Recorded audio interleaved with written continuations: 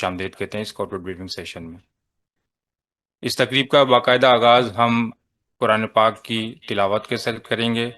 उसके लिए मैं जनाब औरंगज़ेब साहब को दावत देता हूँ कि वो आएँ और कुरान शरीफ की तिलावत फरमाएँ।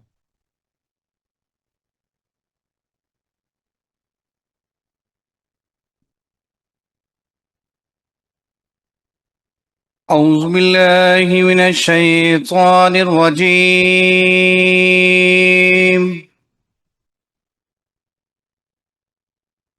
بسم الله الرحمن الرحيم.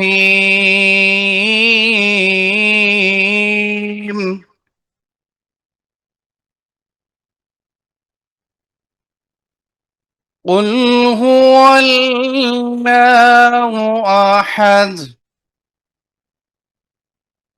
الله الصمد لم يلد ولم يولد ولم يكن له كفوا أحد. तर्जुमा। अल्लाह के नाम से शुरू करता हूँ जो निहायत रहम वाला और मेहरबान वाला है। तुम फरमाओ, वो अल्लाह है, वो एक है, अल्लाह बेनियाज है, ना उसकी कोई औलाद और वो ना किसी से पैदा हुआ और इसके जोड़ का कोई नहीं। आमनतु बिल्लाहि सदक़ल्लाहुल अलीयुल अज़ीम।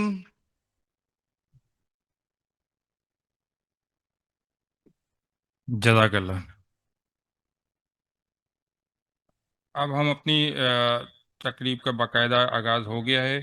उसके लिए एक प्रेजेंटेशन हमारे चीफ एग्जीक्यूटिव साहब उसमें पेश करेंगे। उससे पहले मैं अपने स्टेज पर मौजूद जो अहबाब हैं उनका मैं तारुफ करा देता हूँ। मेरे सबसे लेफ़्ट साइड के ऊपर बैठे हैं जनाब सैयद ज़ीशान तकवी साहब, हमारे चीफ फाइनेंशियल ऑफिसर हैं। उनके बिल्कुल बराबर में हमारे मिर्ज़ा खुर्रम मिर्ज़ा साहब हैं, जो कि हमारी प्लानिंग डिवीज़न को हेड करते हैं। उसके साथ ही हमारे कॉरपोरेशन के चीफ एग्जीक्यूटिव जनाब सैयद जरार साहब तशरीफ़ फरमाएँ, और उनके साथ हमारे बोर्ड ऑफ डायरेक्टर्स के इंडिपेंडेंट डायरेक्टर जनाब खलील साहब मौजूद हैं, जो कि हमारी ऑडिट कमेटी को भी चेयर करते हैं और आज इस तकरीब को भी चेयर कर रहे हैं। उनके साथ हमारे जो है मुस्तफ़ा गजलबाज साहब बैठे हैं, जो कि हमारी कमर्शियल डिपार्टमेंट को हेड करते हैं। और साथ में बिल्कुल आखिर के अंदर जनाब बाबर साहब बैठे हैं, जो कि हमारे शिप मैनेजमेंट को डील करते हैं। आज की हमारी जो प्रेजेंटेशन है इस की जो पूरी प्रेजेंटेशन होगी उसमें हमारी एज पर जी लीगल रिक्वायरमेंट 3 हिस्सों पर मुश्तमिल ये प्रेजेंटेशन है, जिसमें कंपनी की ब्रीफ के बारे में बताया जाएगा, कंपनी का विजन मिशन बताया जाएगा। इसके अलावा ये आज की ब्रीफिंग 30 जून 2030 2025 के जो ख़त्म इख्तिताम पर जो हमारी एनुअल रिपोर्ट थी या जो फाइनेंशियल है उसके बारे में पूरी ब्रीफिंग होगी, उसका एनालिसिस होगा, और साथ में फिर इस कंपनीज की स्ट्रेटेजिक डायरेक्शंस और फ्यूचर प्लान्स के बारे में डिस्कस किया जाएगा। और मैं वक्त को ज़ाया किए बगैर मैं जनाब सैयद जरार हैदर कादमी साहब, जो हमारे चीफ एग्जीक्यूटिव हैं, उनसे गुजारिश करूंगा कि वो इस प्रेजेंटेशन को शुरू करें। सर। अस्सलाम वालेकुम। अस्सलाम वालेकुम। वो माउस दे दो मुझे यार, माउस मुझे लगा। अच्छा, माउस। या ठीक है, ये दे दो।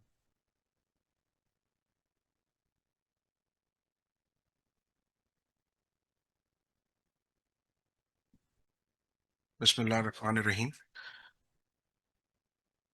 जैसा कि जो हमारी लास्ट एजीएम हुई थी उसमें पीएनएससी के जो फाइनेंशियल स्टेटमेंट्स थे वो पीएनएससी ने प्रेजेंट किए थे, और अपनी प्रॉफिटेबिलिटी और उससे रिलेटेड जो जितनी भी फाइनेंशियल स्ट्रेंथ है वो पीएनएससी ने पूरी ब्रीफ की थी उसके अंदर। तो उसी की कंटिन्यूशन कह सकते हैं इसको, ये कॉर्पोरेट ब्रीफिंग सेशन। ये प्रेजेंटेशन जो थी ये हमने अपलोड की हुई थी, तो आप से ऑलरेडी गो थ्रू कर चुके होंगे, but I will try to go through it quickly just to recap it. ये पीएनएससी का लीगल फ्रेमवर्क और ओनरशिप 87% शेयर जो है वो फेडरल गवर्नमेंट के पास है। 19 होली ओन्ड सब्सिडरीज हैं पीएनएससी की। विजन मिशन स्टेटमेंट्स पीएनएससी के और इसका ऑब्जेक्टिव, जो मेजर ऑब्जेक्टिव है वो मैं यहाँ रीड आउट कर देता हूँ पीएनएससी के, ये strategic investment and diversification in marine sectors. और पीएनएससी जो है वो इसी एरिया के अंदर, मरीन सेक्टर के अंदर अपनी एक्टिविटीज को कन्फाइन करते हुए इसी में एक्सेल करने की कोशिश कर रही है।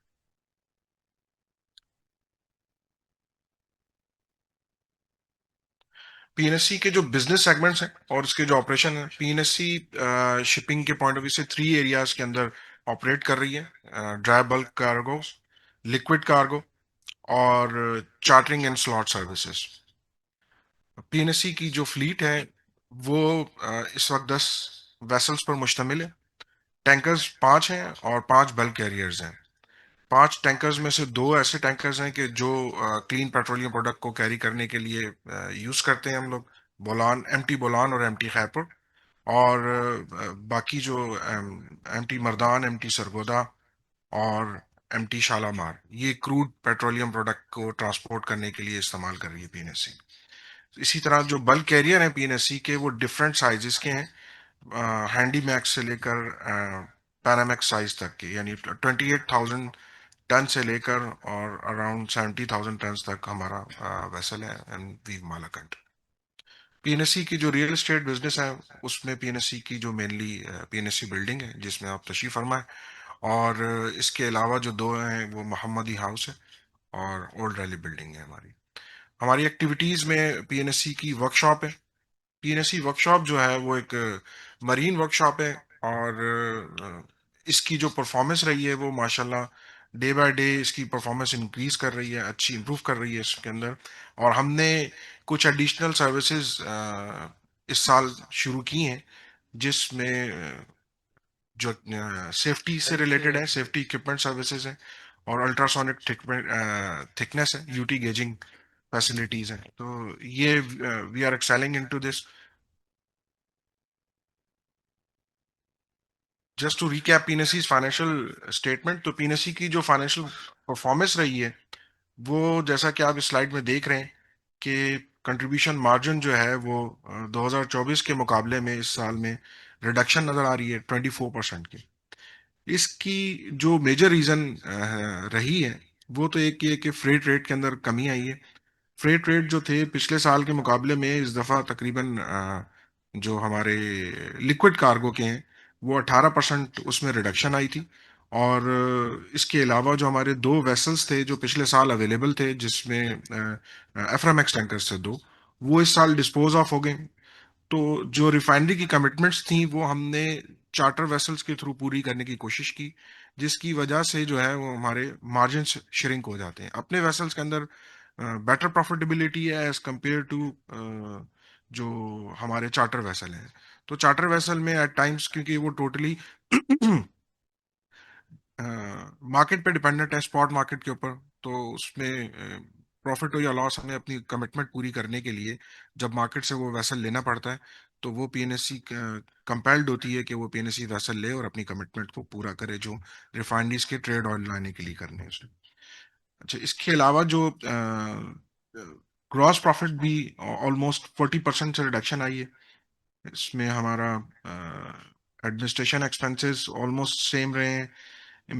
रिवर्स आया है इम्पेयरमेंट लॉस के अंदर, जो पिछली दफा हमने बुक किया था इस दफा उसके अंदर रिवर्सल आया है, क्योंकि पीएसओ से हमारा जो पुराना रिसीबल था जो ओवर द पीरियड जो है वो स्टक हुआ था वहां पे, तो वो इस साल अल्हम्दुलिल्लाह हमने रिकवर कर लिया था। और ये उसी का जो, क्योंकि वो फुली प्रोवाइडेड था, उसमें ईसीएल लॉस जो एज पर इंटरनेशनल फाइनेंशियल रिपोर्टिंग स्टैंडर्ड्स जो बुक किया हुआ था उसका रिवर्सल आया, तो ये नोशनल प्रॉफिटेबिलिटी थी। और अदर इनकम में आपने नोटिस कर रहे होंगे कि ये 5 बिलियन का मेजर इंक्रीज आया है, ये वेसल्स की सेल से रिलेटेड मेनली इसके अंदर शामिल है। फाइनेंस कॉस्ट पीएनएससी जो है ये इंजॉय कर रही थी ओवर द पीरियड के, हैवी फाइनेंशियल कॉस्ट थी, लेकिन क्योंकि ये जो towards the end of vessel cycle, ये और जब हम लाइबिलिटीज उसकी पे ऑफ कर रहे होते हैं लॉन्ग टर्म, तो ये फाइनेंशियल चार्जेस कम हो जाते हैं। तो ये इन सालों में, इन 2 सालों में भी इवन काफी कम थे ये फाइनेंशियल चार्जेस। और इस साल तो ऑलमोस्ट वाइप ऑफ होने जा रहे हैं ये पुराने वाले जो फाइनेंशियल चार्जेस आ रहे हैं। इसके अलावा जी सर, ये बॉटम लाइन जो थी हमारी, वो 20 बिलियन थी एज अगेंस्ट प्रीवियस ईयर। तो कोई स्लाइटली डिफरेंस है इसके अंदर, कोई मेजर डिफरेंस नहीं आया इसके अंदर। ये जो मैं ऑलमोस्ट आपको बता ही चुका हूँ वहाँ पे कि रेवेन्यू में डिक्लाइन आया 19% का, ये वही चीज़ें लिखी हुई हैं जो मैंने वहाँ आपको रीड आउट की थी, एक्सप्लेन की थी इन पे। इसमें कुछ इंडिकेटर्स बॉटम पे मेंशन किए हुए हैं कि ईपीएस हमारा 103 रुपीज़ था, और gross profit margin previous year से कम हुए, 30% थे और प्रीवियस ईयर में 41% थे। सिमिलरली जो नेट प्रॉफिट मार्जिन वो 54% है।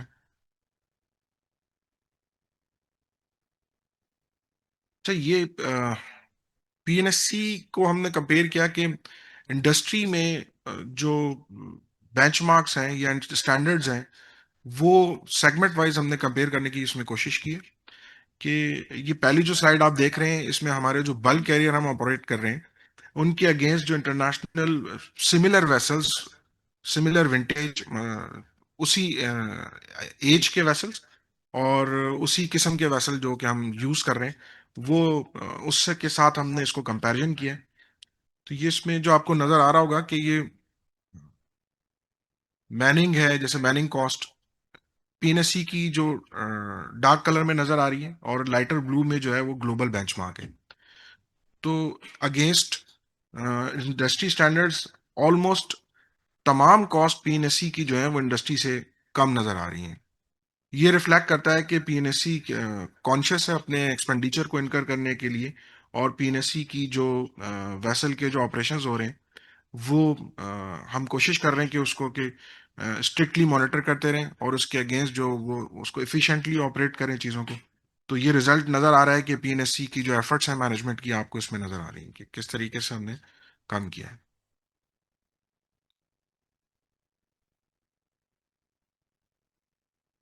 नेक्स्ट जो है हमारे LR1 टैंकर का कंपैरिजन है। अगेन ये भी ऑलमोस्ट ऑल एरियाज के अंदर, तमाम एरियाज के अंदर ये नज़र आ रहा है आपको कि ये हमारी कॉस्ट जो है वो इंडस्ट्री स्टैंडर्ड से कम है।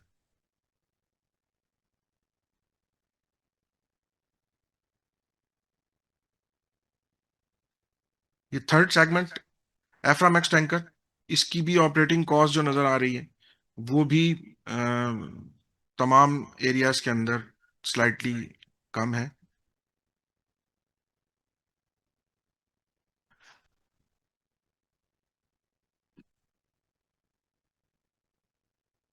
ये इंडस्ट्री कंपैरिजन पीयर कंपनीज का, ये हमने अपने रीजन की कंपनीज जो है बांग्लादेश, इंडिया और मलेशिया, यहाँ की जो कंपनीज हैं वो हमने इस कंपैरिजन किया है विद पीएनएससी। तो पीएनएससी की जो 3 एरियाज के अंदर कंपैरिजन है, net profit margin, return on equity और रिटर्न ऑन एसेट्स। तो आप नेट प्रॉफिट मार्जिन देख रहे हैं पीएनएससी के 43%। ये 2024 का कंपैरिजन अवेलेबल था, तो ये 2025 की ये चीज़ें नहीं है हमारे पास इस वक्त। ये जैसी हमारे पास अवेलेबल होंगी तो आपको नेक्स्ट इंशाल्लाह जब भी हमारा इंटरेक्शन हुआ तो हम आपको लेटेस्ट फिगर्स भी दिखाएंगे। तो ये पिछले साल का कंपैरिजन है। इसमें नेट प्रॉफिट मार्जिन पीएनएससी का आप देख सकते हैं कि ये जो बांग्लादेश शिपिंग है उससे स्लाइटली बेटर है। तो बाकी जगहों पे ये उससे काफ़ी कम है। रिटर्न ऑन इक्विटी भी पीएनएससी की इट्स क्वाइट गुड, 22% नजर आ रहा है आपको, against the lowest of 7% Singapore shipping. फिर इस लास्ट जो है वो रिटर्न ऑन एसेट है जो पीएनएससी का 20% है।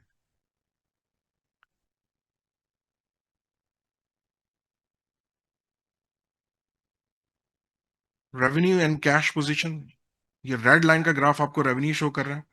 ये लास्ट जो डिप नजर आ रहा है, ये मैंने आपको एक्सप्लेन किया था कि हमारे 2 वेसल बिक गए हैं और फ्रेट रेट में रिडक्शन आई, जिसकी वजह से ये 2025 के जो रेवेन्यूज हैं वो नीचे आ रहे हैं। और जो कैश और शॉर्ट टर्म इन्वेस्टमेंट है वो कंटिन्यूसली ऊपर जा रही है। और पीएनएससी के पास, कि पीएनएससी की जो चैलेंजिंग एरिया था पीएनएससी के लिए, वो इनकी प्रोक्योरमेंट पॉलिसी थी हमारी, जो अप्रूव नहीं हुई थी, जिसकी वजह से हम इंडस्ट्री प्रैक्टिस को अडॉप्ट करते हुए सेकेंड हैंड वेसल की प्रोक्योरमेंट नहीं कर पा रहे थे। और अब जो आप देख पा रहे हैं कि इस दफा अगस्त में हमारी जो पॉलिसी थी वो कैबिनेट ने अप्रूव कर दी है, और अब हम सेकेंड हैंड वेसल की प्रोक्योरमेंट के लिए एक्टिवली उस पर आ गए। और आगे मैं आपको बताऊंगा कि हमारे फ्यूचर प्लान्स क्या हैं और हम क्या इस बारे में स्टेप ऑलरेडी ले चुके हैं। तो पीएनएससी के जो ये जो कैश रिजर्व है, क्योंकि कैपिटल इंटेंसिव इंडस्ट्री है, और मैं पहले भी ये पिछली एजीएम्स में और उससे पहले भी कई दफा शेयर होल्डर्स की तरफ से ये क्वेश्चन आ चुके हैं कि आपके पास कैश जो है वो रिजर्व बढ़ते जा रहे हैं, तो आप इसको कैसे यूटिलाइज कर रहे हैं, और बैंक में रखना वर्सेस अपना शिपिंग या मरीन सेक्टर में इन्वेस्ट करना को कहते हैं। तो वो डेफिनेटली अब ये चीज़ें आपको आइंदा आने वाले दिनों में और बेहतर की तरफ नजर आएंगी कि पीएनएससी जो है वो अपने सरप्लस कैश को पॉजिटिवली यूज करते हुए मरीन सेक्टर के अंदर इन्वेस्ट करेगी।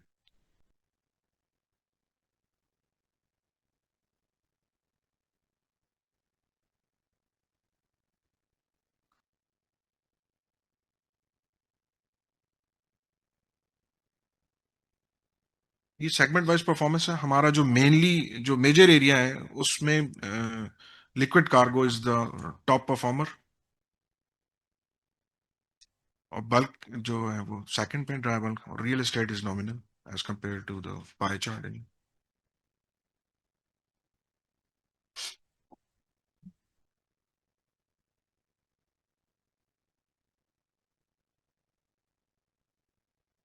ये वेसल परफॉर्मेंस ओवरव्यू है जो हमारे वेसल प्रीवियस पीरियड्स में कर चुके हैं, और तीन वेसल हमारे जो सीरियल नंबर 6, 7, 8 पर नजर आ रहे हैं जो कि हमारे फ्लीट में इस वक्त नहीं है, जो डिस्पोज ऑफ हम कर चुके थे। तो इनका ओवरऑल कि ये डेट ऑफ इंडक्शन क्या थी, इसका स्टेटस क्या है, कब ये डिस्पोज हुए, और टोटल कॉस्ट इसकी क्या रही, लोन पोर्शन अब कितना है, ज़्यादा है जो बिक चुके हैं उसमें तो नहीं, और इक्विटी पोर्शन क्या है, नेट कैश इनफ्लोस और एनुअलाइज्ड रिटर्न ऑन इन्वेस्टमेंट।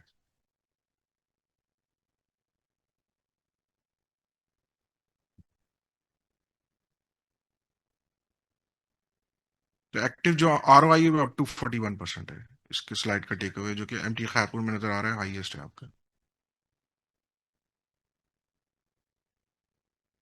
ये पी रेशोज है। पी रेशोज आप नोटिस कर सकते हैं कि ये 2021 में 4.24 था, फिर इसमें डिप आई, और अब ये दोबारा से 3.66 पे वापस आ गया।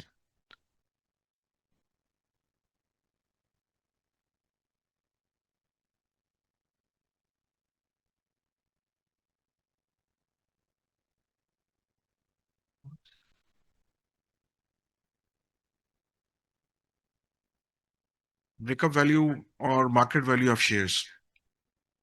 पीएनएससी की जो शेयर की मार्केट वैल्यू है वो ये आपको ब्लू में नजर आ रही है, जो नीचे की तरफ जो लाइन आपको चार्ट नजर आ रहा है कि ये प्रेजेंटली हमने इसको 30 जून पे जो थी वो 377.98 पे थी, और 2022 में ये 48 रुपीज पे थी। तो 48 से 377 तक की ट्रेजेक्ट्री 4 सालों में हुई है, which is phenomenal. Breakup value भी बता रही है कि पीएनएससी में जो 233 थी वो तकरीबन 700 पर पहुंच गई है, तो उसमें भी ऑलमोस्ट 500 रुपीज का इजाफा हुआ है, जो कि रिफ्लेक्ट करता है पीएनएससी की प्रीवियस प्रॉफिटेबिलिटी जो पिछले 3-4 सालों में हुई है, और जो इसकी मेनली वही करता था। ये बुक वैल्यू पीएनएससी के शेयर की जो एज पर फाइनेंशियल अकाउंटिंग जो इंटरनेशनल फाइनेंशियल रिपोर्टिंग स्टैंडर्ड्स के पॉइंट ऑफ व्यू से निकलती है कि कितने आपके नेट एसेट्स जो रिकॉर्ड हुए हुए हैं, वो उसके हिसाब से वो 522 रुपीज पे बनती है ये जाके। इसमें और प्रीवियस में डिफरेंस ये बुक वैल्यू है, और ये जो मैंने पहले स्लाइड दिखाई थी, ये जो ऊपर ग्रीन कलर का जो नजर आ रहा है ये रिफ्लेक्ट कर रहा है कि पीएनएससी के जो वेसल हैं अगर उनकी मार्केट वैल्यू दी जाए, और इसके एसेट में इनकॉर्पोरेट की जाए और डब्ल्यूडीवी को रिप्लेस करके उससे दिखाया जाए, तो ये कितने पे नजर आते हैं। क्योंकि पीएनएससी जो अपनी फाइनेंशियल स्टेटमेंट्स में अपने एसेट को रिकॉर्ड कर रही है वो कॉस्ट मेथड पे कर रही है। और ये मार्केट बेस जो है ये रिकॉर्डिंग नहीं है, ये बेसिकली इस ग्राफ में रिफ्लेक्ट करने के लिए आपको दिखाया गया है कि इस वक्त आपकी कंपनी के जो शेयर वैल्यू अगर एसेट मार्केट वैल्यू पे लिए जाए तो 700 रुपये पे आती है।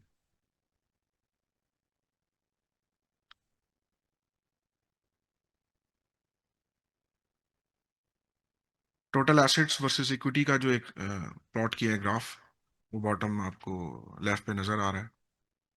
ये बहुत अच्छी ग्रोथ इसमें भी नजर आ रही है आपको।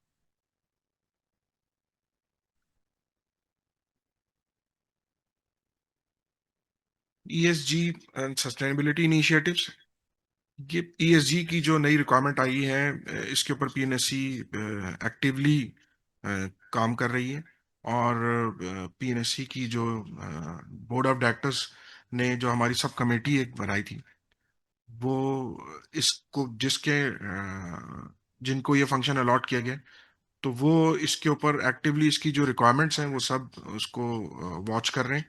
और फ्यूचर में जो भी स्टेप्स रिक्वायर्ड हैं, जो भी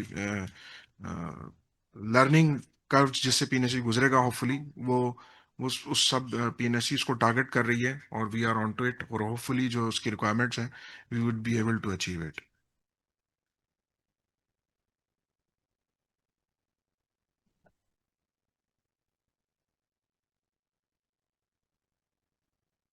इस पे ईएसजी में एक चीज और सिर्फ मैं इजाफा करना चाहूंगा कि जो एनवायरमेंट स्टीवर्डशिप से रिलेटेड पीएनएससी ने जो नए वेसल पीएनएससी प्रोक्योर करने जा रही है, वो एनर्जी इफिशिएंट भी हैं और उसकी जो इमिशन है वो भी कंट्रोल्ड है। और वो बिल्कुल top of the line modern vessels हैं, टीयर 3 इंजन जिसके अंदर है।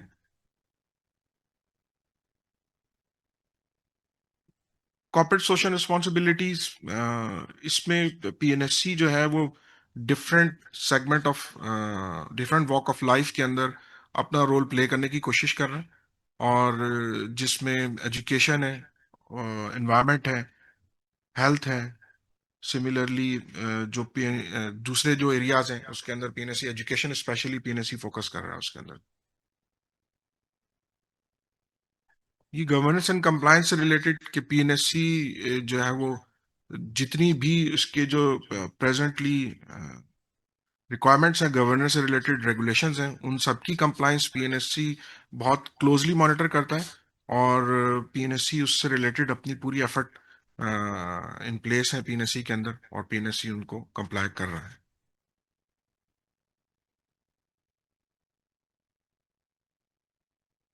ये बहुत सारी चीजें जो हैं वो ऑलरेडी क्योंकि फाइनेंशियल स्टेटमेंट रिफ्लेक्ट हो रही हैं, तो मैं उसको रीड आउट नहीं कर रहा। जैसे कि बोर्ड का कंपोजिशन क्या है, ये इवन पूरे डिटेल फाइनेंशियल स्टेटमेंट्स में आ रही है, कितने लोग हैं, क्या है उनके स्टेटस क्या है।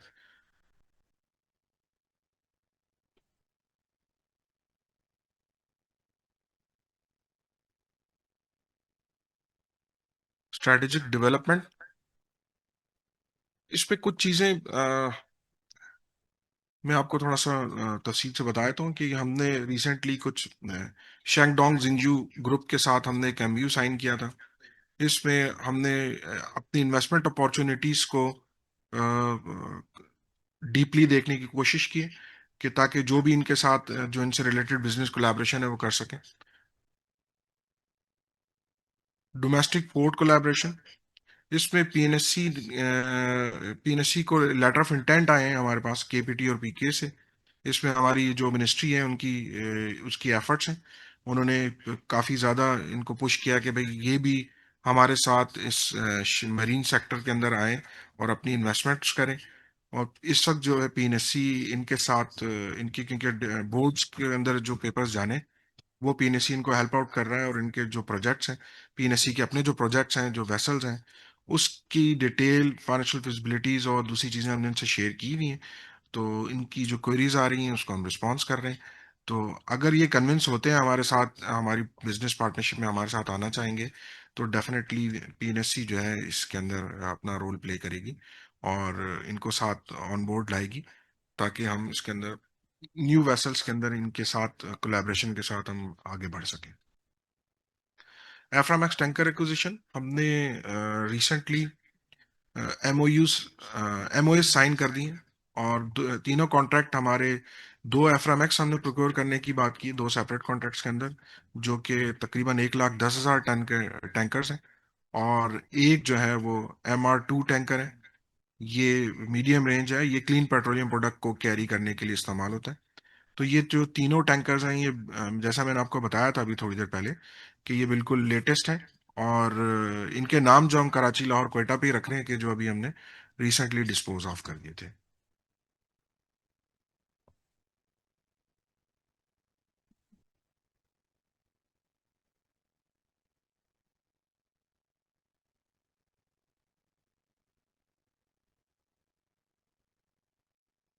जो स्ट्रैटेजिक प्रायोरिटीज फॉर ग्रोथ है, जिसमें हमारा जो फ्लीट एक्सपेंशन है, फ्लीट को हम जब से ये हमारी प्रोक्योरमेंट पॉलिसी अप्रूव हो गई है, तो उसके बाद हम इस मार्केट में PNSE मौजूद है for procurement of second hand vessels. और हमारे तीन जो हम वेसल हम साइन कर चुके हैं कॉन्ट्रैक्ट। और हमारे कुछ टेंडर्स हैं कि जो हमने इस वक्त हम हैं मार्केट में फॉर प्रोक्योरमेंट ऑफ वेसल्स, जिसमें एफ्रामैक्स टैंकर्स भी हैं फर्दर, और MR टैंकर्स भी हैं, और LR2 टैंकर्स भी हैं। तो ये डिफरेंट कैटेगरी के टैंकर्स हैं जिसको हम प्रोक्योर करना चाहते हैं। तो इस वक्त जैसा आप देख रहे हैं कि इसमें तकरीबन 12 नए जहाज हम खुद खरीदेंगे, और कुछ जहाज हम जहां हमारा बिजनेस ग्रोथ आएगी तो उसको हम ऐड करेंगे, चार्टर वेसल्स को भी अपने फ्लीट में ऐड करेंगे, ताकि चार्टर वर्सेस ओन वेसल का एक मिक्स हम लेकर चल सकें साथ। रीजनल एक्सपेंशन के अंदर हम कंटेनर वेसल से रिलेटेड भी हमारा एक वेसल, जैसा कि आपको पता है कि हमने Karachi shipyard and engineering works को ऑर्डर पे दिया हुआ है, और वो वेसल जो है वो अंडर कंस्ट्रक्शन है। ये वेसल हम फीडर वेसल के तौर पे चलाएंगे। और जो मेन लाइन पाकिस्तान से ऑपरेट नहीं कर रही हैं, और जो जबले अली और दूसरे जो सेगमेंट्स हैं वहाँ पर कॉल करती हैं, तो वहाँ तक हम कोशिश करेंगे कि ये वेसल्स लेकर जाएं अपने कंटेनर वेसल्स, और ये फीडर वेसल के तौर पर ही ऑपरेट करेंगे।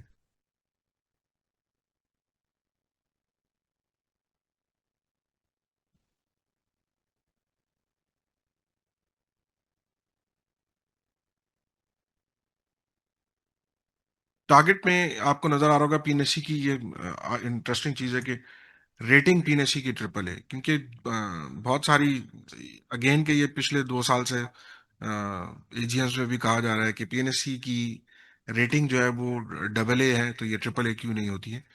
तो ये रेटिंग एजेंसीज की अपनी, मैंने एक्सप्लेन किया था प्रीवियसली भी कि रेटिंग एजेंसीज की अपने यार्डस्टिक्स हैं, उनके अपने बेंचमार्क्स हैं, और उनके अपने स्टैंडर्ड्स हैं जिस पर वो इवेलुएट करते हैं। और जो PNSE का फ्लीट की, क्योंकि वो एजिंग फ्लीट है, तो long term view credit rating agency को लेने में मुश्किल हो रही थी। तो उन्होंने PNSE की जो रेटिंग है उसको रिटेन रखा हुआ था AA के ऊपर।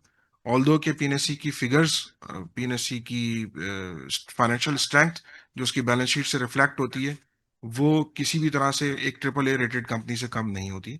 लेकिन अगेन के जो फ्लीट हमारा, होपफुली अब जब ये हम आ रहे हैं फ्लीट रिप्लेसमेंट की तरफ, तो जैसे ही हमारे फ्लीट की एज जो है वो बेटर होगी, तो यकीनन क्रेडिट रेटिंग एजेंसी के वो जो मेजर उनका एक पॉइंट ऑफ कंसर्न था, उनका जो अंदेशा था एक, वो उस वो एड्रेस होगा उसके अंदर, और होपफुली वो हमारी रेटिंग को भी बेहतर करेंगे।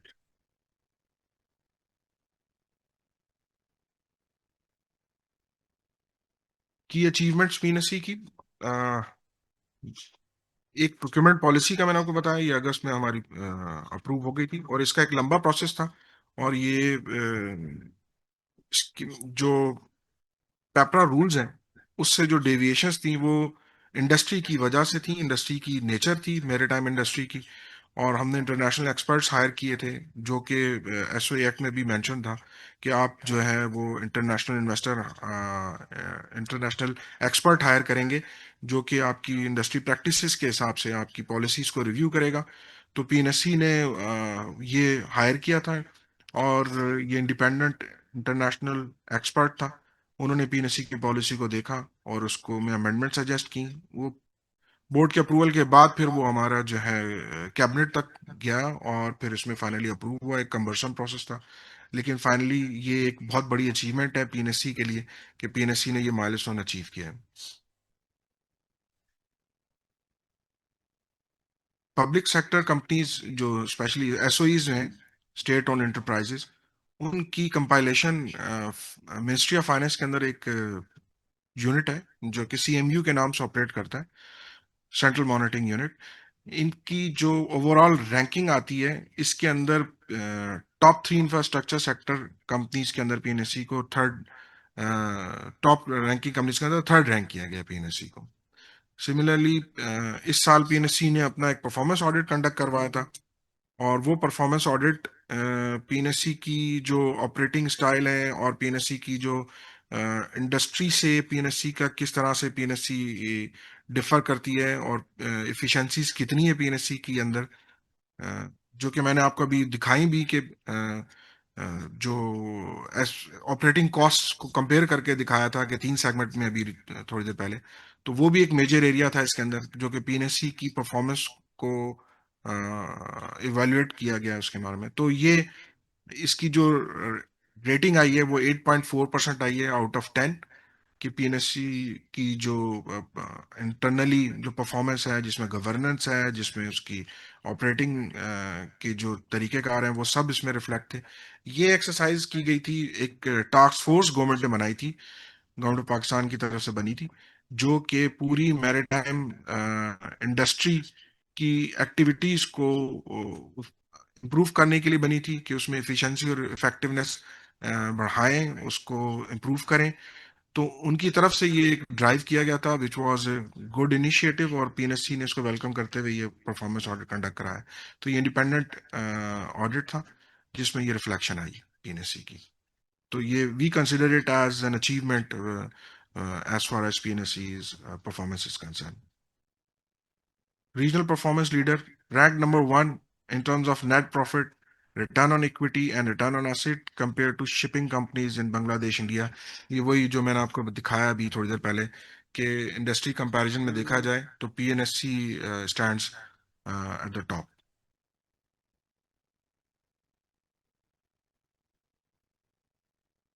आपके कोई अगर सवालात हैं या कुछ हैं तो आप काइंडली पूछ सकते हैं। Thank you. Thank you very much, बहुत शुक्रिया। ये हमारे सैयद जरार हैदर काज़मी साहब थे, हमारे chief executive Pakistan national shipping corporation, जिन्होंने बड़ा ही सहर हासिल और मुफस्सिल तज्ज़िया पेश किया कंपनी के बारे में और इसकी ग्रोथ और आगे की जो फ्यूचर प्लानिंग के बारे में। इस पर इनका बहुत बहुत शुक्रिया।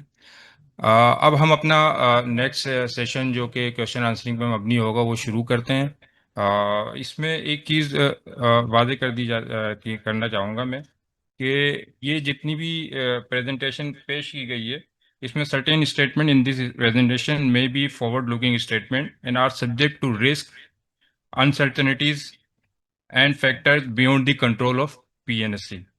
Actual result may differ materially from those expressed in or implied in this presentation. PNSC undertakes no obligation to update or revise any such statements. अब इसमें हम अपने क्वेश्चन आंसरिंग का सेशन शुरू करते हैं। पहले जो हमारे यहाँ पर हॉल में मौजूद अहबाब हैं उनसे मैं रिक्वेस्ट करूंगा कि आपके कोई सवालात हों तो रेज हैंड कीजिएगा, तो देन फिर वन बाय वन हम उसको क्वेश्चन कर। माइक दे दीजिए, माइक दे दीजिए यहाँ पर, ये फर्स्ट रॉ में।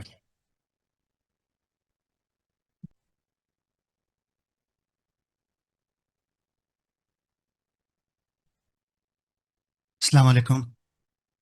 मुझे ज़रा फॉरवर्ड गाइडेंस दे सकते हैं फिस्कल ईयर 2026 की on freight rates compare to last year. और सेकेंडली जो आप नए वेसल्स ले रहे हैं इसमें एफिशिएंसीज कितनी ज़्यादा होती है बनिस्बत the older vessels that you have.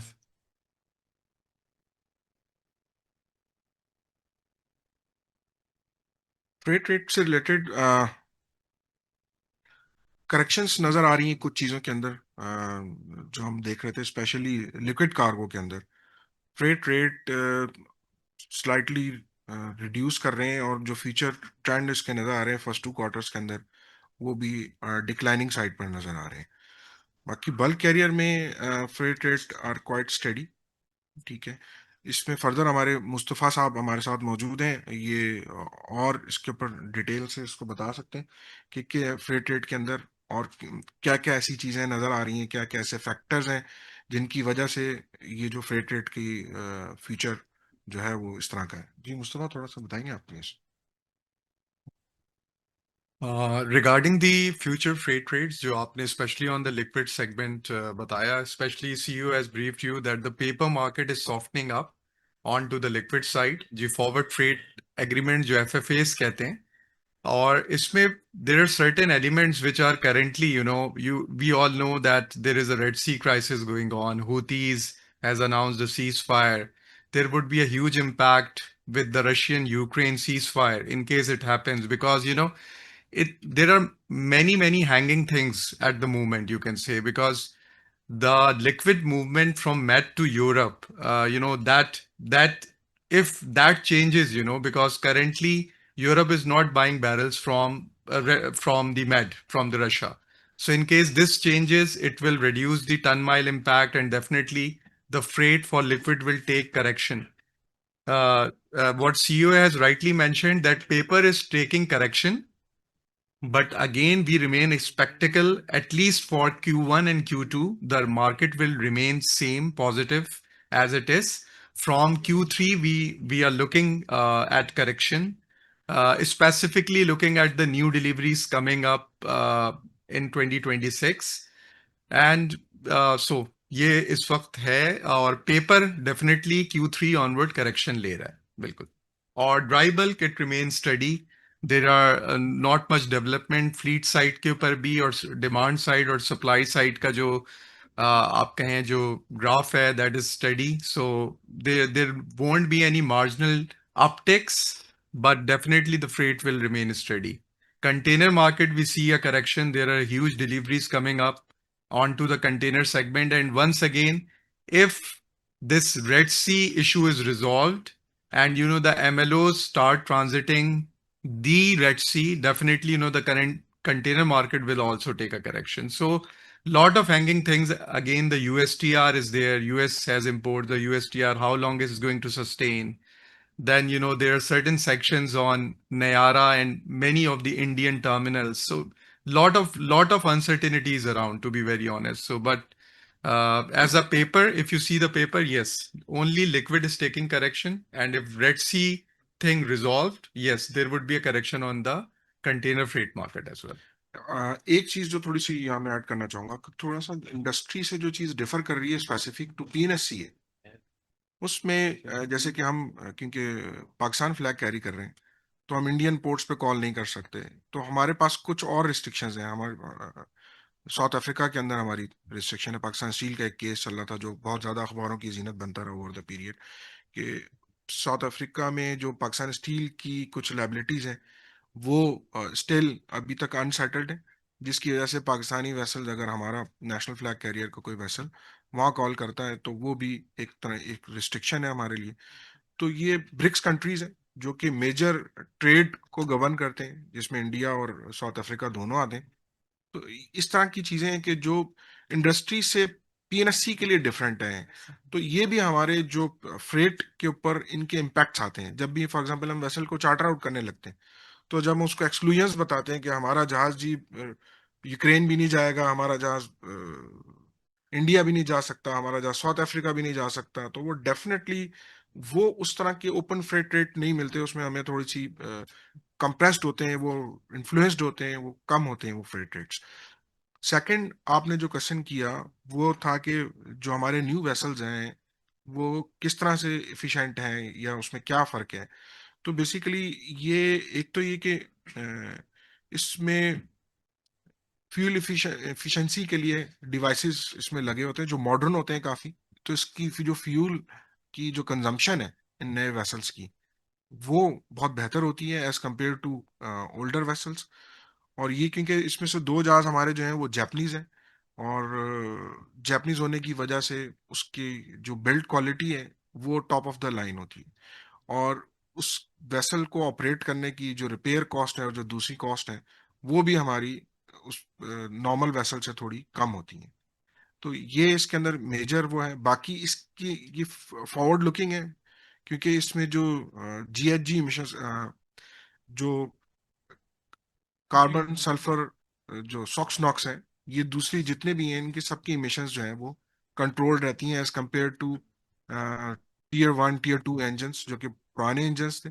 तो उसमें ये एक मेजर फैक्टर है कि ये फॉरवर्ड लुकिंग होने की वजह से ये हमारे कंप्लाइंट वेसल हैं कि जो 2030 इवन 2050 तक की जो चीजें आ रही हैं उसमें काफी हद तक वो चीजें कवर करती हैं। और हम आप इस पे कुछ और ऐड करना चाहेंगे तो आप थोड़ा सा इसमें। जी सर। जी। आपने एफिशिएंसीज का पूछा, इसमें एफिशिएंसीज में एक तो ये एस्पेक्ट है इनपुट्स का। इनपुट से मुराद ये कि जो फ्यूल कंज्यूम हो रहा है वो फ्यूल की कंजम्पशन कम होगी, जो नंबर ऑफ कॉम्प्लीमेंट जो रिक्वायर्ड है ऑन द वेसल्स वो कॉम्प्लीमेंट भी, क्योंकि ये टेक्नोलॉजिकली एडवांस्ड वेसल्स हैं, लुब्रिकेंट्स के, उसकी कंजम्पशन कम होगी, overall cost of operating the vessel कम होगा। सिमिलरली जो आउटपुट्स हैं, जैसे जरार साहब ने कहा कि उसकी जो इमिशंस हैं वो उसमें इमिशंस की उसकी कमी होगी।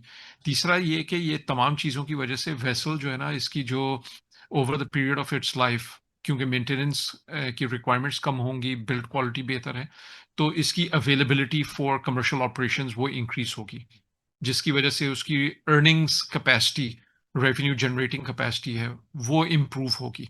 तो ये तमाम चीज़ें put together, this is a good buy for PNSE, जो वेसल्स हम अक्वायर कर रहे हैं, because these are modern vessels, these are the vessels that are top of the line, especially the two Aframaxes that PNSE is in acquiring, the top of the line vessels हैं। तो ये definitely ये एक positive impact होगा on the revenues in future। जी, mike और दे प्रश्न दीजिए। करें। वालेकुम सर, मेरा नाम अतीकुर रहमान है। मैं बिजनेस कम्युनिटी को रिप्रेजेंट कर रहा हूँ। आपकी अचीवमेंट्स आउटस्टैंडिंग है और स्टेट ओन एंटरप्राइजेस में जो आप लोगों ने अचीव किया वो काबिल तहसीन है। I must appreciate. Thank you. Business community को थोड़ा सा PNSE की तरफ लाना है, इस पे मेरे को थोड़े से सवाल होंगे। एक सवाल सिर्फ अभी कर लेता हूँ, बाद में दूसरे सवाल कि सर जो भी आपने अचीवमेंट बताई वो आपकी सब शॉर्ट टर्म लग रही है मुझे। Why not long term? ये लॉन्ग टर्म पॉलिसीज क्यों नहीं आ रही हैं? ये लॉन्ग टर्म अचीवमेंट्स क्यों नहीं है? PNSE को लॉन्ग टर्म पे क्यों नहीं ले जाया जा रहा है? Sir, this is what is my question and maybe this is a question of the business community. Thank you. जी, बहुत शुक्रिया अतीक साहब। अतीक साहब, ये लॉन्ग टर्म इम्पैक्ट ही कोशिश कर रही है PNSE इसको देखने के लिए, और जितने हमने आपको बिजनेस प्लान में बताए वो भी long term assets PNSE buy करेगी। इसमें जो अभी जो 3 एसेट बाय कर रहे हैं इनकी एज तकरीबन एक की 2 वेसल जो अफ्रामैक्स टैंकर्स हैं वो तकरीबन 3.5 years उनकी एज है, और जो MR टैंकर हम प्रोक्योर कर रहे हैं वो तकरीबन 5 साल पुराना है, तो उसके 15 साल तकरीबन पड़े हुए हैं। और जो दूसरे 2 वेसल्स आ रहे हैं उसके हमारे वो भी हमारे पास अवेलेबल होगा फॉर 17 years और सो। ठीक है, तो हाँ, PNSE का बाकी एजिंग फ्लीट है, और उसमें हमारे जो बल्क कैरियर्स हैं स्पेशली, और कुछ टैंकर्स भी ऐसे हैं कि जो हमारे ओल्ड हो गए, शालामार है या दूसरे वो हैं, तो इनकी भी हमने रिप्लेसमेंट करनी है। और इस वक्त PNSE को यही जो एक सवाल था कि लॉन्ग रन में अगर PNSE को चलाना है तो डेफिनेटली इन वेसल्स को रिप्लेस करना है, और इन वेसल्स की रिप्लेसमेंट के लिए जो फंड्स हैं हमारे पास अवेलेबल हैं, और हम मार्केट के अंदर अभी भी बोरिंग के लिए भी गए थे, क्योंकि एक डेट इक्विटी के कंपोजिशन के साथ हम जाते हैं बोरिंग करने के लिए और वेसल की इन्वेस्टमेंट्स के लिए। तो वो लॉन्ग टर्म में उसके इम्पैक्ट इसके लॉन्ग टर्म में ही आएंगे, शॉर्ट टर्म में इसके इम्पैक्ट इतने अच्छे नहीं आते, क्योंकि आपको देख रहे होंगे कि फाइनेंशियल चार्जेस हमारे बढ़ जाते हैं, तो वो अभी बढ़ेंगे फाइनेंशियल चार्जेस। यही साइकिल शिपिंग के अंदर आता है। और इसमें जो लास्ट 3 years में जो आप लोगों ने PNSE की जो प्रॉफिटेबिलिटी को एविडेंस किया है उसकी भी एक रीजन यही थी कि फाइनेंशियल चार्जेस कम थे, और PNSE जो वेसल प्रोक्योर कर चुका था उसके बहुत सारे डेट फ्री वेसल्स थे जिसके ऊपर PNSE अर्निंग जो है वो उसका फायदा उठा रहा था। और डेट उसका प्रीवियसली पे हो चुका था, उसकी फाइनेंशियल कॉस्ट पे हो चुकी थी।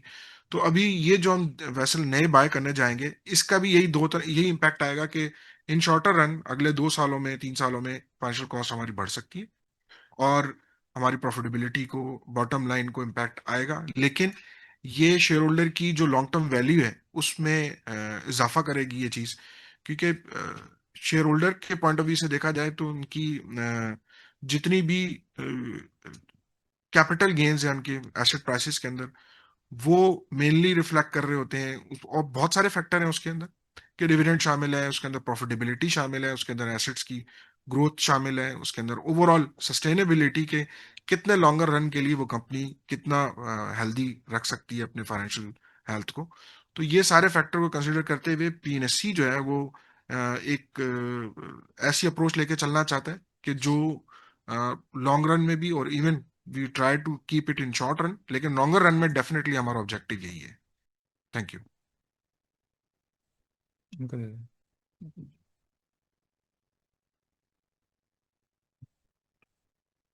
अस्सलामुअलैकुम। वालेकुम अस्सलाम। आदम ए हबीब। थोड़ा सा मैं, पुराने लोग तो अब कम रह गए यहाँ, पुराने लोग तो सब जानते हैं, ये जरार साहब भी जानते हैं, लेकिन जब अभी आजकल सब नए लोग हैं वो नहीं जानते, तो उनको मैं बताना चाह रहा हूँ कि मेरी लाइफ यहाँ गुजरी है शिपिंग में, पीएनएससी से रिटायर हुआ हूँ मैं। तो कुछ हाईलाइट करना चाह रहा हूँ, कुछ पॉइंट आपकी इजाज़त से। जी प्लीज। आप ये जो 3 टैंकर ले रहे हैं, तो मैं ये हाईलाइट करना चाह रहा हूँ कि एक्विजिशन के लिए राइट टाइम को कंसीडर करना बहुत ज़रूरी है। I hope you agree with me. जी जी बिल्कुल सही कह रहे हैं आप। तो ये जो अभी लिक्विड कार्गो में जो वो जो फ्रेट रेट रिड्यूस हुए हैं, डाउनवर्ड आ गया है, तो ये राइट टाइम था आपको उसमें प्राइस में कितना रिडक्शन मिला है कि कंपैरेटिवली, जब ये लिक्विड फ्रेट के क्या रेट थे उस वक्त, क्या इनके वेसल्स के रेट थे, और अब क्या रेट आप दे रहे हैं? और मैं इकट्ठे कर लूं सब पॉइंट, या एक एक पॉइंट का जो अलग देंगे? जी जी मैं नोट कर लेता हूँ, आप बताएं। और दूसरा अच्छा, क्या सवाल है? दूसरा ये कि how you finance that, equity कितना होगा, बोरिंग कितनी होगी? तो जी ठीक है, थैंक यू। मैं आपको बताता हूँ। आप ये जी जो आपका पहला सवाल है कि टाइम ऑफ एक्विजिशन, ये बिल्कुल मैं आपसे एग्री करूंगा कि शिपिंग में टाइम ऑफ एक्विजिशन बहुत मैटर करता है, कि जी उस वक्त जो है वो एसेट प्राइसेस आपकी नीचे हों और उस वक्त आप बाय करें।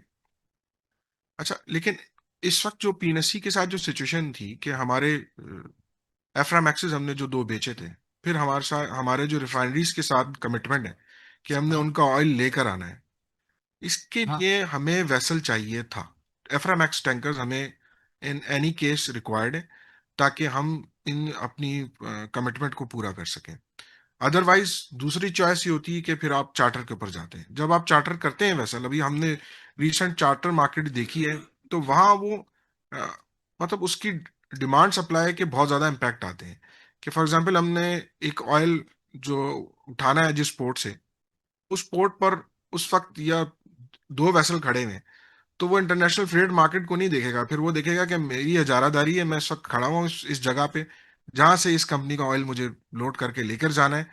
तो वो डेफिनेटली फिर वो मुंह मांगी कीमतें भी उस तरह से मांगते हैं। तो ये ऐसी चीजें होती हैं जो आपको एक्सपोज कर देती हैं, आपको मार्केट की रहमो करम पे छोड़ देती हैं। तो इस तरह की चीजें लॉन्गर रन में बहुत ज्यादा नुकसान देती हैं। तो हमेशा बॉटम को कैच करना इट्स नॉट इजी, और स्पेसिफिकली ये जो टाइम ऑफ एक्विजिशन थी, ये हम बहुत ज़्यादा उसका इंतज़ार नहीं कर सकते थे, और हमें ये अपने क्रूड ऑयल के जो टैंकर्स थे वो लेने ही लेने थे। अच्छा, दूसरी बात ये कि ये, जैसा कि मैंने अभी अतीक साहब ने भी सवाल किया था, उस पर मैंने बताया था कि ये इसकी वेसल की एज जो है वो तकरीबन 3.5 साल है। तो ये 16.5-17 साल ये जहाज हमारे पास होंगे। तो इसमें ये बहुत सारे साइकिल्स देखेंगे ये जहाज। तो डेफिनेटली कभी फ्रेट मार्केट नीचे जाएगी, कभी फ्रेट मार्केट ऊपर जाएगी, तो ये साइक्लिकल है, ये ऊपर नीचे आती जाती रहती है। फ्रेट मार्केट ऊपर जाती भी है, नीचे नीचे भी जाती है। तो ये मेरा ख्याल है कि ये चार चार साइकिल तो ये देखेगा ये टैंकर इंशाल्लाह। तो इसमें बहुत सारे फैक्टर ऐसे आएंगे, तो हमेशा आप आइडियल सिचुएशन नहीं मिलती है। हमारी लास्ट बाय बहुत ज़्यादा आइडियल थी, जो कि हमने मर्दान सरगोदा खरीदे थे, और वो वाकई हमारे लिए वो बेस्ट बाय थे कि प्राइस भी बहुत अच्छी थी, और उसकी ऑल्दो के वो ओल्ड विंटेज के थे, उसमें अपनी डिफिशिएंसीज थी, लेकिन उसकी प्राइस के लिहाज से और उसकी टाइमिंग के लिहाज से वो बहुत अच्छे बाय थे। तो ये है ओवरऑल। फाइनेंसिंग के हवाले से आपने पूछा, फाइनेंसिंग में हम इस वक्त जो हमने लोकल बोरिंग करने जा रहे थे, हमने इस वक्त एग्रीमेंट जो किया है वो फैसल बैंक उसको लीड कर रहा है, और इसमें तकरीबन 80% हम बोरिंग करेंगे, और 20% जो है वो हम अपनी इक्विटी इसमें डालेंगे। हम अपनी इक्विटी ज़्यादा भी डाल सकते हैं इसके अंदर, लेकिन हमारी क्योंकि आगे की एक्सपेंशन प्लान ऐसे हैं कि हमने ज़्यादा वेसल बाय करने हैं जो हमने आपको दिखाया है, तो उसके लिए हमें ये फर्दर लोन लेना पड़ेगा। मैं अगर सही, बिल्कुल सही, आपने सही फरमाया। आपने कहा लोकल बोरिंग करेंगे तो इन व्हाट करेंसी, पाक रुपये और फॉरेन एक्सचेंज? जी, हम इस वक्त तो पाक रुपये में बोरिंग कर रहे हैं, जी और स्टेट बैंक से हम परमिशन लेंगे कि इसके जो रिमेनिंग, हमने क्योंकि एडवांस तो पे कर दिया है इन जहाज़ों का, और जी। हम रिमेनिंग जो है वो यहाँ की स्टेट बैंक की परमिशन लेने के बाद यहाँ बैंकिंग मार्केट से ही खरीदेंगे डॉलर्स और भेजेंगे। अच्छा, दूसरा ये बताएं कि ये जो हैं जो एक्वायर करने जा रहे हैं उनकी एज कितनी है? How old are this ships? हम इसको, हमने जो टारगेट किया है वो टियर 3 इंजन्स को टारगेट कर रहे हैं, जो ऑयल सेगमेंट है स्पेसिफिकली जी इसके जी। अंदर। तो उसकी एज, टियर 3 के इंजन जब बनना शुरू हुए हैं, ये तकरीबन 7 साल, 8 साल, 7 साल पुराने हैं। तो इससे पुराने जो है वो टियर 3 इंजन नहीं मिलेंगे। बाकी कुछ सेगमेंट ऐसे हैं जहाँ जो ऑपरेशनल रिक्वायरमेंट्स हैं वो इतनी स्ट्रिंजेंट, इतनी ज़्यादा सख्त नहीं है वो रिक्वायरमेंट्स। तो वहाँ जैसे टैंकर वेसल है या दूसरे वेसल है, वहाँ पे हम ओल्डर टनेज की तरफ भी जा सकते हैं। वही अगेन कि जो आपने कहा कि बेस्ट बाय मिले हमें, बेस्ट एसेट मिले हमें, वो कौन सा एसेट मिलता है, तो उसकी हम बाइंग के लिए इन एरियाज के अंदर फिर हम ओल्डर की तरफ भी कंसिडर कर सकते हैं। शुक्रिया। Thank you. Thank you very much. कोई और हॉल में से है तो अतीक साहब इनको दे दें। सर फाइनेंशियल्स की बात हो रही है और एमोटाइजेशन की बात भी हो रही है, एक्विजिशन की बात भी। सर मैं पूछना चाहूंगा कि जो एक्विजिशन है वेसल्स की जो इंटरनेशनली, तो उस पर कोई सेल टैक्स वगैरह अप्लाई नहीं होता, तो कोई कॉस्ट ऑफ डूइंग बिजनेस तो हमारा बढ़ नहीं रहा कहीं पीएनएससी का? कोई हमारे पास लगता है लोकल में कुछ इस तरह की फॉर्मेशंस हैं कि हमें सेल टैक्स पे करना है, तो इसके लिए कुछ कर रहे हैं कि ये जब इंटरनेशनली नहीं पे होता तो why it is being paid in Pakistan for acquisition of the vessels? तो वेसल्स की तो कॉस्ट वैसे ही बढ़ जाती है, तो उसके लिए सर क्या इकदाम पीएनएससी करेगा? सीएफओ साहब अगर बता दे तो ज्यादा अच्छा होगा। सर, बहुत अच्छा सवाल आपने इसको पूछा है कि वेसल्स की, क्योंकि हम एक्विजिशन करने जा रहे हैं, और जो हमारा फाइनेंस सेक्टर 2022 में, उसमें गवर्नमेंट ऑफ पाकिस्तान ने वेसल्स की इंपोर्ट के ऊपर जो है सेल टैक्स लगा दिया। हेलो। सेल टैक्स उन्होंने वेसल्स के इंपोर्ट पे लगाया, और अभी हमारी, क्योंकि जो रिसेंट हमारी बाइंग है वो तकरीबन मोर देन $150 मिलियन की, जिसपे हम एक्सपेक्ट करेंगे हमें 20% सेल टैक्स देना पड़ेगा। आपने सही कहा कि इंटरनेशनली जो है वेसल्स के इंपोर्ट पर नहीं होता है, लेकिन असल में एक हमारे पास एक प्रोविजन है जिसको हम अभी एक्सप्लोर कर रहे हैं फर्दर, कि जो सेल टैक्स एक्ट है उसका सेक्शन 6 वो अलाउ करता है गवर्नमेंट ऑर्गेनाइजेशंस को कि अगर वो इंपोर्ट करती हैं और उस पर कोई सेल टैक्स अगर आता है तो वो उसको इंस्टॉलमेंट में पे कर सकते हैं। तो उस सेक्शन को देखते हुए अभी हम कोशिश कर रहे हैं और मिनिस्ट्री को अप्रोच कर रहे हैं कि इस पे हमें कोई पॉजिटिव रिस्पांस मिले, ताकि हमारी जो अभी रिसेंट प्रोक्योरमेंट है उस पे हम अपने सेल टैक्स को स्कैटर कर सकें ओवर द पीरियड के ऊपर।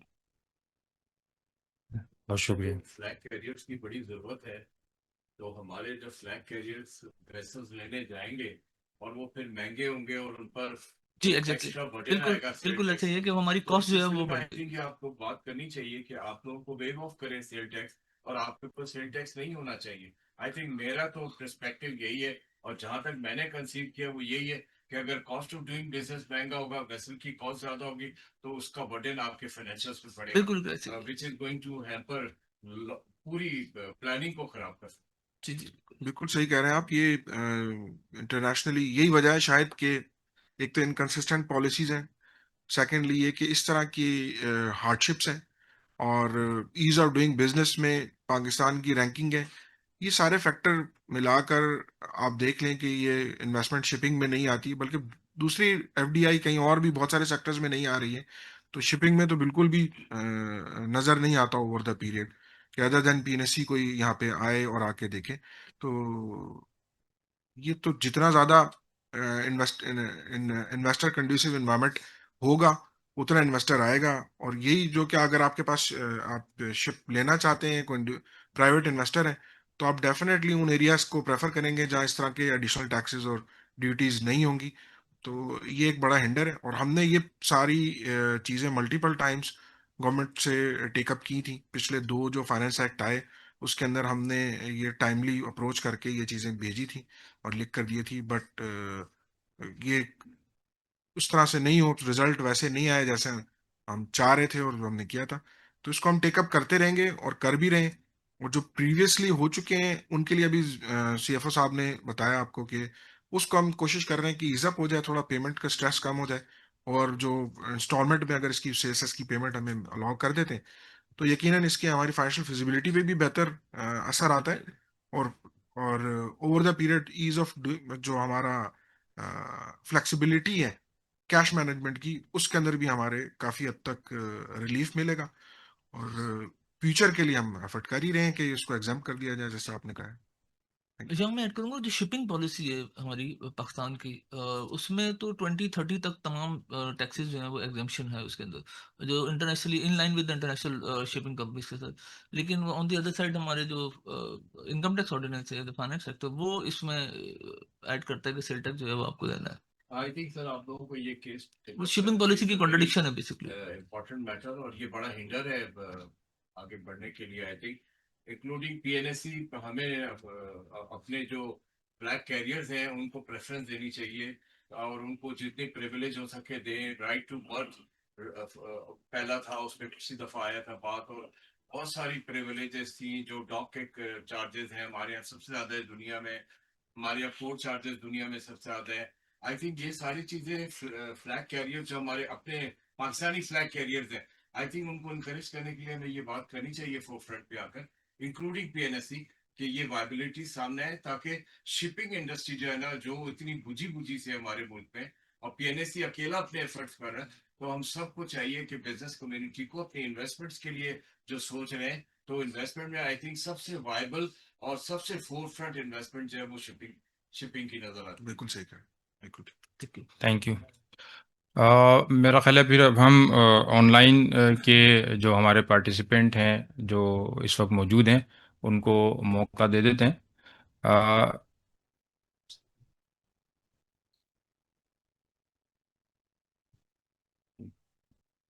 ठीक है।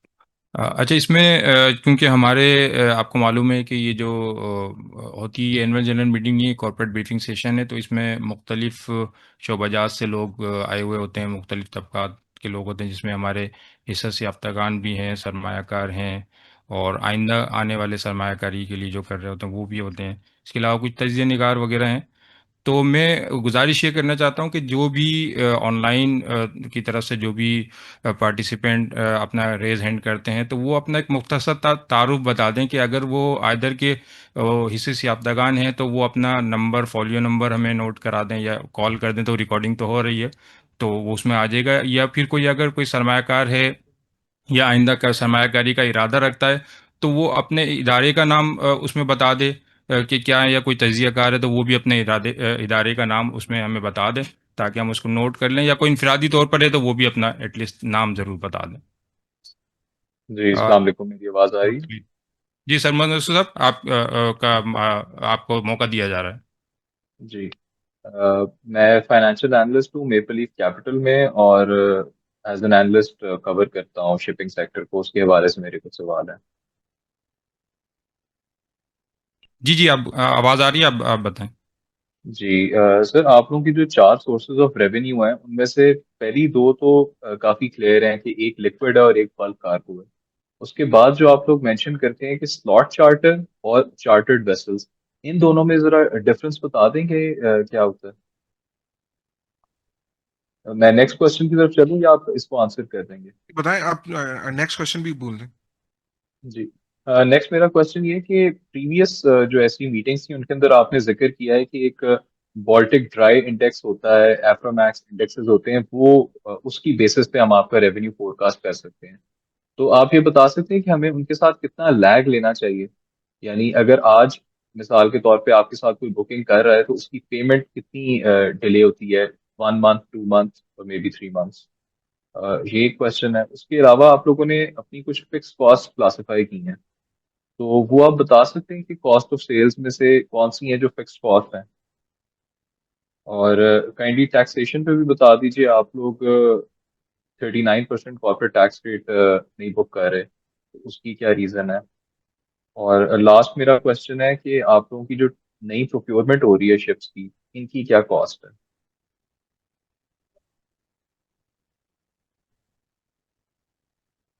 जी सरमत साहब, इसमें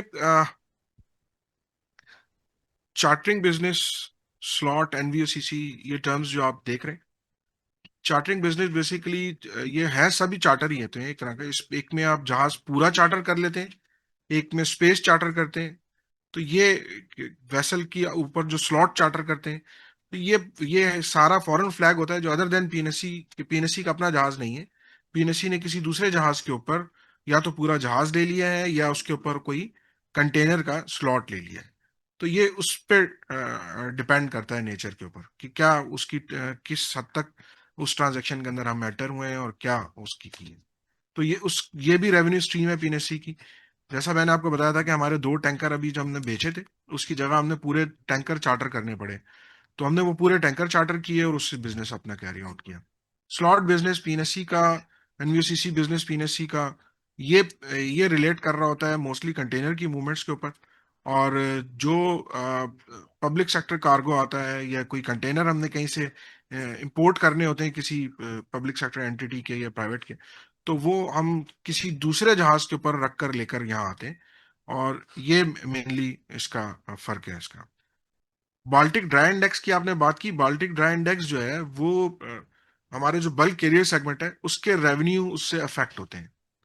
ये एक तरह का इंडेक्स है कि जिसमें पूरी दुनिया के जो डिफरेंट रूट्स हैं उनके ऊपर चलने वाले जो बल्क कैरियर्स हैं उनका रेवेन्यू इस पे इफेक्ट होता है। लेकिन जैसा मैंने आपको बताया था कि इसका जो पीएनएससी स्पेसिफिक जो फैक्टर है इसके अंदर, वो इसमें देखना पड़ेगा कि पीएनएससी के जो बल्क कैरियर्स हैं वो रिस्ट्रिक्टेड एरियाज में नहीं जाते। इंडिया हमारा वेसल कॉल नहीं करता, साउथ अफ्रीका नहीं करता और दूसरी जगह नहीं करता। तो उसमें और खास तौर पे ऐसे एरियाज जहां पोर्ट स्टेट कंट्रोल ज्यादा स्ट्रिंजेंट है, वहां पर भी हम अवॉइड कर रहे थे वेसल को ले जाना। रीजन बीइंग कि हमारे वेसल जो है ना वो बहुत ओल्ड है और बल्क कैरियर्स जो है वो ऑलमोस्ट 20 ईयर्स ऑफ एज के हो रहे हैं। तो ऐसी जगहों पर भी जहाँ बहुत ज्यादा स्ट्रिक्ट एनवायरनमेंट होता है, वहां पर वेसल डिटेंशन और उनके अरेस्ट के चांसेस बढ़ जाते हैं। तो ऐसी जगहों पे भी हम नहीं लेके जा रहे होते वेसल। फिक्स कॉस्ट एलिमेंट के अंदर हमारे डेप्रिसिएशन है मेजर, और वेसल की जो दूसरे एक्सपेंडिचर है, ल्यूब है, सैलरीज हैं, ये सब वेसल की फिक्स कॉस्ट से रिलेटेड है। तो इसके अंदर मेजर वेसल के इंश्योरेंसेज हैं, ये सारे फिक्स कॉस्ट के एलिमेंट इसके अंदर आते हैं। टैक्सेशन जो शिपिंग कंपनीज हैं,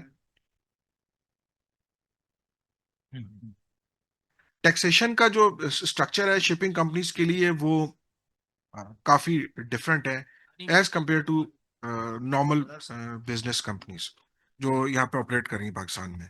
वो अपना कॉर्पोरेट टैक्स रेट पे कर रहे होते हैं। यहाँ जो शिपिंग कंपनीज हैं जिनके पास जहाज है, वो जहाज की जो टनेज है उसके हवाले से वो टैक्स देते हैं कि $1 पर जीआरटी, जितना बड़ा जहाज होगा उतना ज्यादा वो उस कंपनी के ऊपर टैक्स लगेगा। तो पीएनएससी की जो जितनी भी शिपिंग इनकम आ रही है जो कि पीएनएससी के अपने जहाजों से आ रही है, उन सब पर पीएनएससी टनेज टैक्स पे करता है, इनकम टैक्स पे नहीं करता।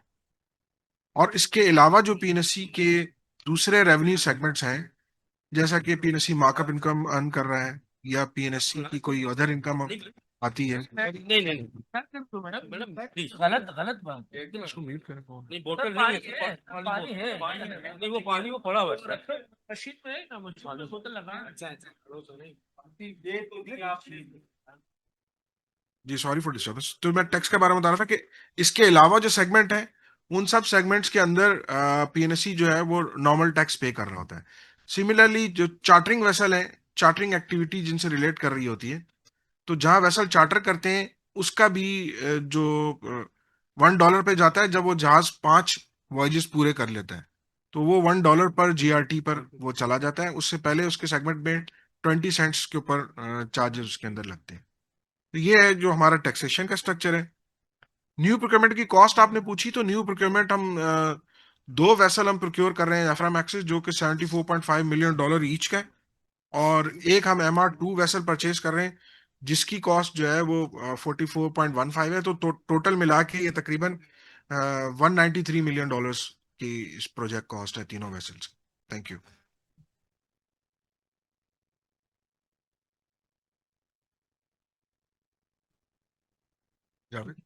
Next question.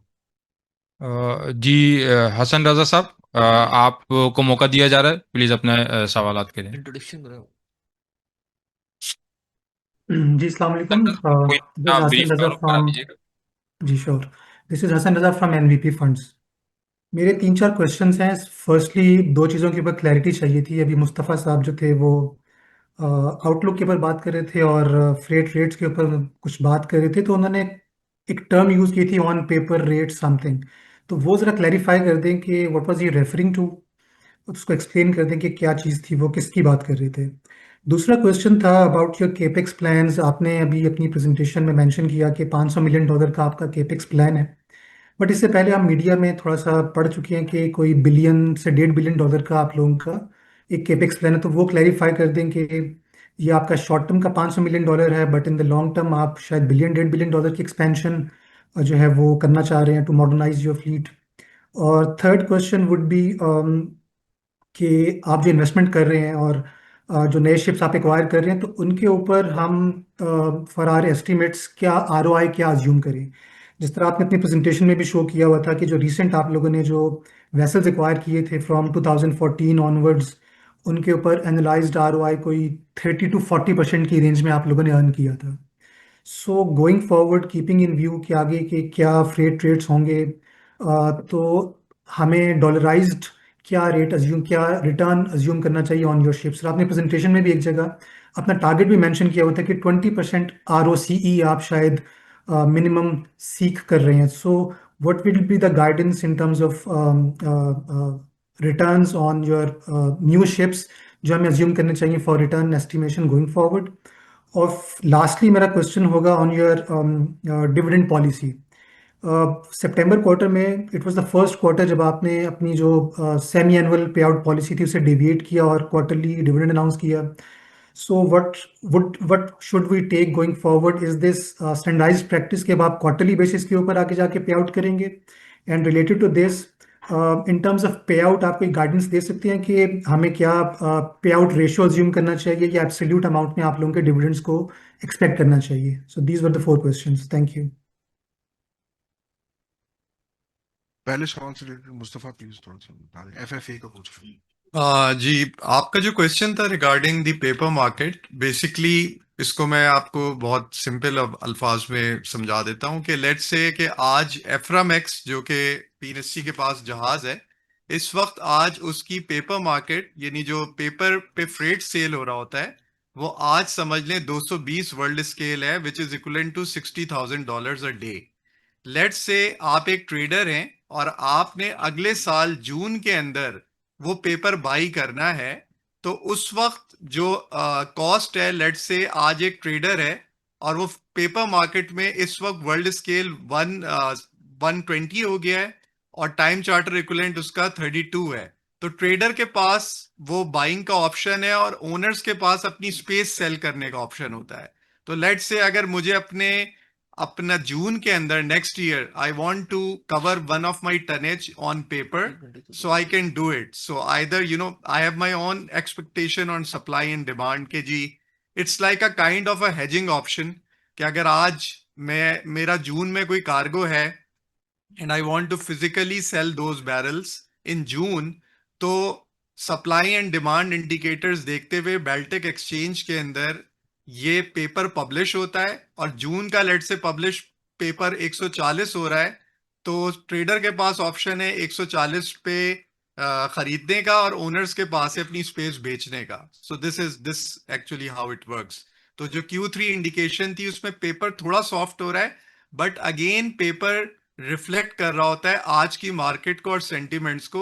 अभी बहुत सारी अनसर्टेनिटी है, बहुत सारे जहाज सैंक्शनड हैं, बहुत सारे जहाज 20+ होने वाले हैं। तो it does not really mean के Q3 में market would be weaker, but paper is reflecting same, but it may changes, scenarios are changing on daily basis. तो ये मेरा इस पे सबमिशन था। Thank you Mustafa. तो सेकेंडली आपका था कि ये 500 मिलियन की इन्वेस्टमेंट नज़र आ रही है और कुछ बातें हमने प्रीवियसली 1.2 बिलियन डॉलर्स की इन्वेस्टमेंट की। तो मैंने अपनी प्रेजेंटेशन में आपको ये बताया था कि हमारे पास लेटर ऑफ इंटेंट है केपीटी और पोर्ट कासिम की तरफ से भी, और उस पर हम एक्टिवली काम कर भी रहे हैं। अगर तो वो इंटेंशन जो है वो रियलिटी में बदल जाती है और हमारे पास कुछ उनकी तरफ से फंड्स आ जाते हैं, तो डेफिनेटली हम अपनी एक्सपेंशन बियॉन्ड दिस नंबर देख रहे होंगे जो 500 मिलियन लिखा है। 500 मिलियन की इन्वेस्टमेंट अगर 80-20 के हिसाब से निकालें आपके, 20% हमारी बोरिंग 25% पे भी जा सकती है, और 75 to 80% हम बोरिंग करते हैं, और सॉरी इक्विटी जो है वो 20 to 25% आती है। तो $500 मिलियन की इन्वेस्टमेंट बनती है पीएनएससी की, जो कि पीएनएससी ये वेसल प्रोक्योर कर सकती है अगले 1 से 1.5 सालों के अंदर। तो ये दो अलग जो कंफ्यूजन हो रही है वो यही शायद आपको वो हो रहा था। तो ये पीएनएससी ने अपनी स्टैंड अलोन के ऊपर के पीएनएससी अपनी स्ट्रेंथ के ऊपर कितना एक्सपेंड कर सकती है, ये वो नंबर्स था जो 500 मिलियन आपको नजर आ रहा था। रिटर्न ऑन इन्वेस्टमेंट आरओआई से रिलेटेड जो चार्ट मैंने आपको शो किया था उसमें 7% से लेकर 41% तक की आरओआईज आ रही थी। तो पीएमएससी का जो क्यूमुलेटिव नजर आ रहा था वो तकरीबन 20% से ऊपर नजर आ रहा था। तो ये फैक्टर है ओवरऑल, इसको किसी एक नंबर पे लॉक करना, किसी एक वेसल को देखना, या आपको पूरे पूल को देखना है, तो वो ज्यादा बेहतर पूल की आपको इनकम नजर आ रही होगी कि जो पीएनएससी एज अ पूल कंसिडर करते हुए देखें तो 20% तकरीबन हमारा आरओआई इसमें आपको नजर आ रहा था। डिविडेंड पॉलिसी के हवाले से हमने क्वार्टर डिविडेंड क्वार्टरली दिया था।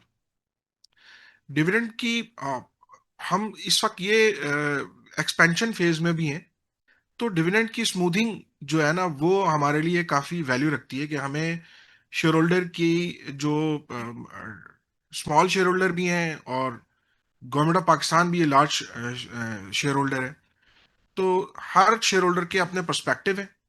डेफिनेटली पीएनएससी जो है वो किसी को मायूस नहीं करना चाहती, और पीएनएससी ये चाहती है कि अपने प्रॉफिट का एक अच्छा पोर्शन जो है वो डिविडेंड में डिक्लेयर करते और स्मॉल शेयर होल्डर को भी वो डिविडेंड पहुंचे साइड बाय साइड, क्योंकि जो ऐसा ना हो कि ये कैश काउ के तौर पर ट्रीट होती है पीएनएससी, कि पीएनएससी अगर उसको ज़्यादा डिविडेंड डिक्लेयर करेगा तब भी पीएनएससी के लिए चैलेंजेस हैं कि उसकी फ्यूचर एक्सपेंशन और शेयर होल्डर का जो शेयर वैल्यू है इन लॉन्गर रन वो कंप्रोमाइज भी ना हो।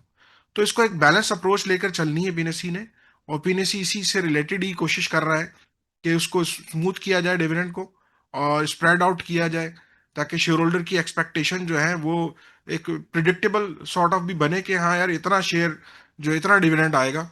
और सेकेंडली ये कि लॉन्गर रन में भी उनको कोई मेजर डैमेज ना पहुंचे। ये हमारा इसमें मेजर जो है ना वो पीएनएससी का टेक है इसमें। Thank you. Thank you very much जी।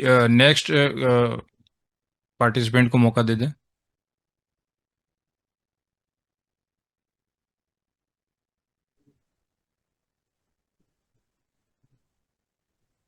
जी, अस्सलाम वालेकुम, कैन यू हियर मी? जी, आप अपना मुख्तसर तथा तारुफ और नाम के साथ बता दें, और अगर माइक ऑन कर ये अपनी स्क्रीन को ऑन कर सकें तो वो भी कर दीजिए प्लीज़। जी क्या स्क्रीन ऑन नहीं है? जी, अब हो गई है, ठीक है। हो गई। अच्छा, मेरा नाम फरहानुल हक है। आई एम फ्रॉम अलवीब एसेट और मैं यहाँ हेड ऑफ एक्विटीज हूँ। I have few questions regarding your vessel acquisition and your freight rates. तो पहले मैं वेसल के सवाल आपसे कर लेता हूँ। रिसेंटली गवर्नमेंट ने कुछ एडवर्टाइज किया था कि आपने दो शिप्स एफ्रामैक्स ली हैं, एक स्वान लेक और पीएलई की, और ये तकरीबन 15 साल पुराने शिप्स थे। वेरेज अभी जो आपका नोटिस वगैरह आया है उसमें आपने 3.5 साल पुराने शिप्स लिए हैं, जो अभी आप बता भी रहे थे, विच कॉस्ट मोर। और हमें जो है थोड़ा ये गाइडेंस है कि जो पुराने शिप्स लेते हैं उस पर आईआरआर जो है हमारा ज़्यादा होता है एज कम्पेयर टू नए शिप्स के ऊपर।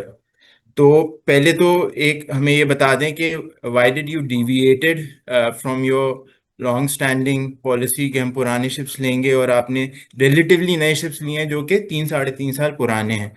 तो इस पे एक जो है गाइडेंस दे दें। दूसरा जो है आपने ये हमें गाइडेंस दी है कि आप नंबर ऑफ शिप्स अपने बढ़ा के 25-30 कर देंगे इन नेक्स्ट 2-3 ईयर्स। तो मैं ये देख रहा था कि तकरीबन अभी आपके पास 8 टैंकर्स हो जाएंगे, और इसका जो वॉल्यूम आप कैरी कर सकते हैं फॉर पाकिस्तान इज अराउंड 70%। मतलब पाकिस्तान में टोटल 20 से 22 मिलियन टन्स इंपोर्ट होता है रिफाइंड प्रोडक्ट और जो है क्रूड ऑयल, और तकरीबन ये इन शिप से आप 14-15 मिलियन टन्स जो हैं वो ट्रांसपोर्ट कर सकते हैं। तो ये जो आप नई एक्सपेंशन कर रहे हैं इन योर फ्लीट, इसमें से टैंकर्स कितने हैं, और अदर देन टैंकर्स जो हैं अगर आप गाइडेंस दे दें कि अदर देन टैंकर्स आप कौन से शिप्स एक्वायर कर रहे हैं, क्योंकि पाकिस्तान की मेरे ख्याल से 10 से 12 शिप से ज़्यादा की रिक्वायरमेंट नहीं है to carry all the product that Pakistan needs. तीसरा जो है मेरा सवाल आपके फ्रेट के ऊपर है। जिस तरह आपने बताया कि फॉरवर्ड फ्रेट्स जो हैं वो थर्ड क्वार्टर के अंदर नीचे आ रहे हैं, तो ज़रा अभी आप बता सकें कि LR1 MR2 एफ्रामैक्स इसके टाइम चार्टर कितना चल रहा है, और गोइंग फॉरवर्ड कितना डिप आ रहा है in percentage terms in the third quarter. ये 3 मेरे सवाल थे, अगर इस पर आप प्लीज़ गाइडेंस दे दें। Thank you Asad Hasan. मुस्तफ़ा, आप काइंडली इनके दो सवालों के जवाब इनको बता दें कि एक तो ये पीएलए की और स्वान लेक वाला तो सवाल था कि उसमें, और दूसरे वेसल जो प्रोक्योर कर रहे हैं उसमें क्या फर्क है, और फ्रेट रेट के हवाले से बाकी फिर मैं इनको बताता हूँ। अच्छा, रिगार्डिंग जो आपका क्वेश्चन था फर्स्ट ऑफ ऑल रिगार्डिंग पीएलएकी एंड स्वान लेक, तो पीएलएकी एंड स्वान लेक ये basically these are not the vessel, ये जहाज हमने एक्वायर नहीं किए थे, they are on long term lease. और लॉन्ग टर्म लीज में you have an always an option, जो आपको वैल्यू ऑफ मनी होती है वो आप देख रहे होते हैं। और ये जो इस वक्त रिसेंट एक्विजिशन जितने टेक्नोलॉजिकल एडवांसमेंट्स आ रही हैं उसमें डेफिनेटली ये 15 साल वाले पुराने जहाज जो होंगे वो that would no longer be very much viable, future proof नहीं होंगे। तो डेफिनेटली आपने modern tier 3 long stroke ships की तरफ ही जाना है, और पीएनएससी ने ये जो strategy as a long term देखी है कि हम अपनी यंगर फ्लीट की तरफ जाएं, और दुनिया में तमाम ओनर्स उस तरफ ही मूव कर रहे हैं। Or it is not the first case that PNSC has bought a new build ship. We have bought Quetta in 2008-9. She is also 2-3 years old.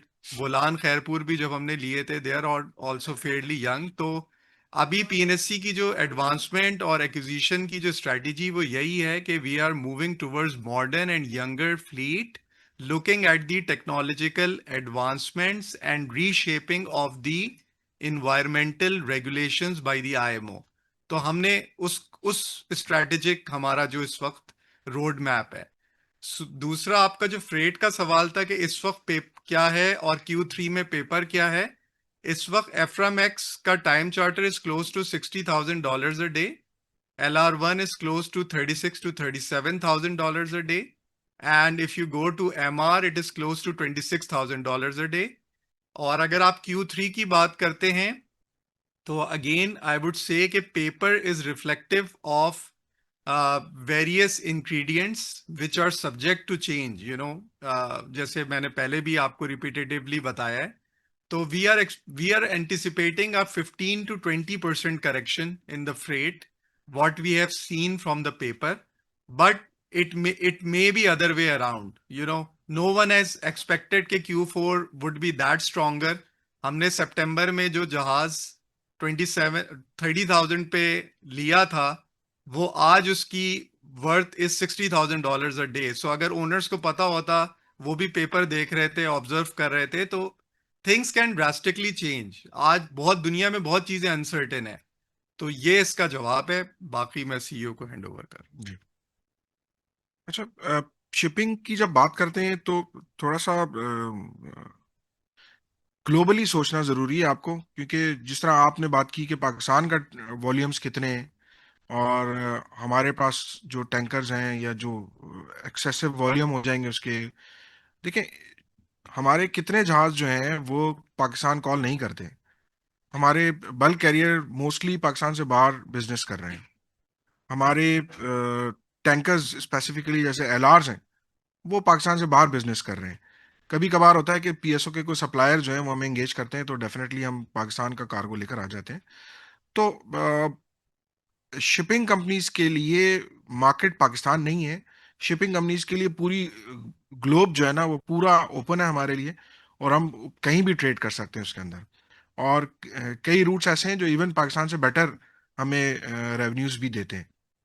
तो इस लिहाज से देखा जाए तो ये जो नंबर है थोड़ा सा वो हो जाएगा, लेकिन स्टिल अभी भी जो पाकिस्तान की क्लीन पेट्रोलियम प्रोडक्ट की मार्केट है वो अनटैप्ड है पीएनएससी के हवाले से. रीजन भी कि पाकिस्तान में जो लोग हैं वो मोस्टली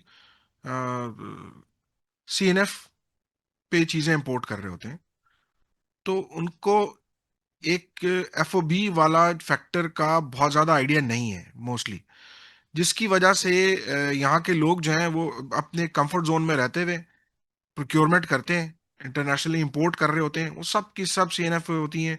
तो उनको ये अवेयरनेस नहीं होती कि इसमें फ्रेट एलिमेंट कितना है, इसके अंदर गुड्स की स्पेसिफिकली उनकी चीज़ों की कॉस्ट कितनी है, या अगर होती है तो बड़े लिमिटेड पैमाने पे लोगों को ये चीज़ें पता होती हैं. तो ये जब तक के पाकिस्तान में जो स्पेसिफिकली जो बल्क बाइंग है वो सीएनएफ से एफओबी पर नहीं आती है, तब तक यह यहाँ पे शिपिंग इंडस्ट्री जो है वो स्ट्रगल कर रही है और करती रहेगी, क्योंकि ये एक साइकी है overall.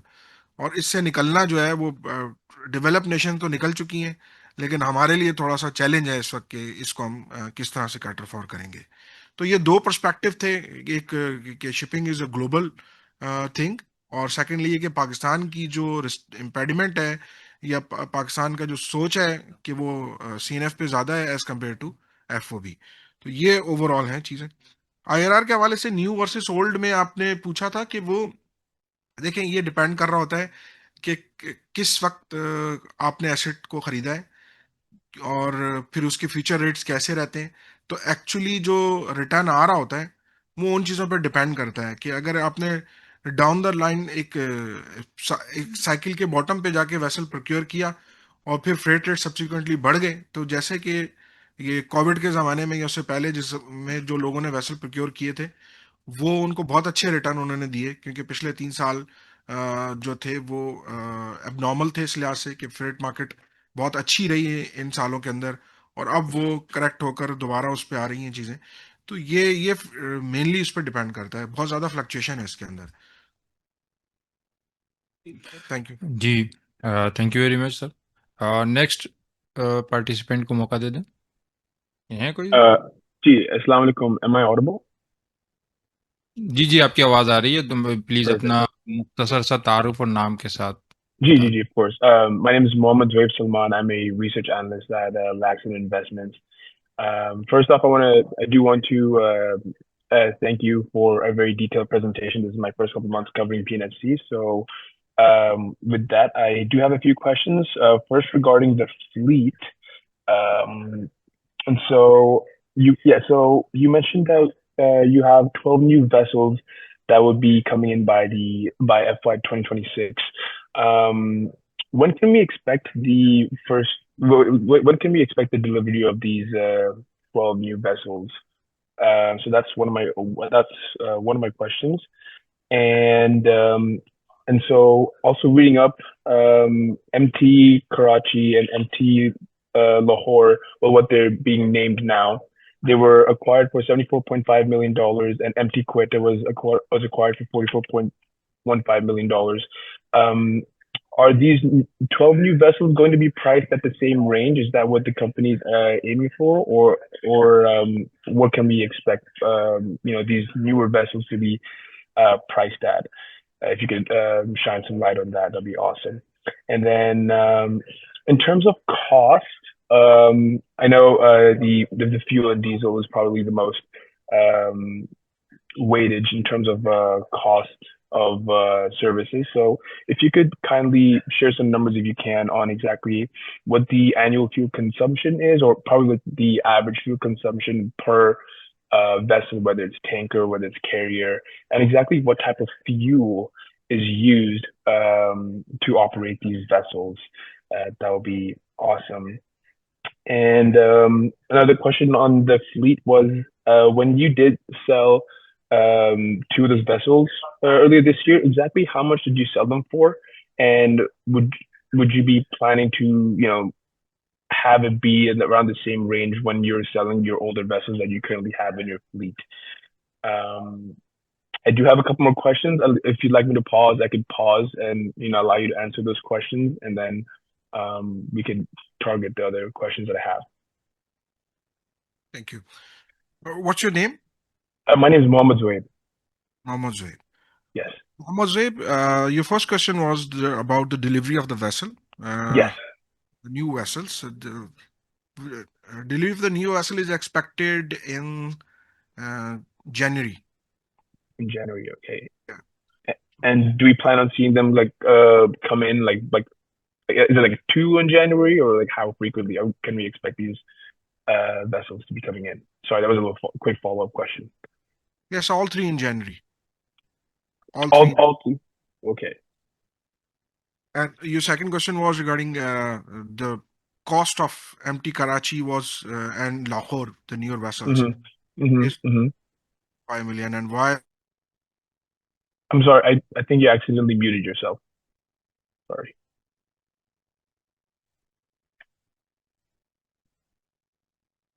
Hello, I think the coordinator accidentally muted the mic, so it's hard to hear.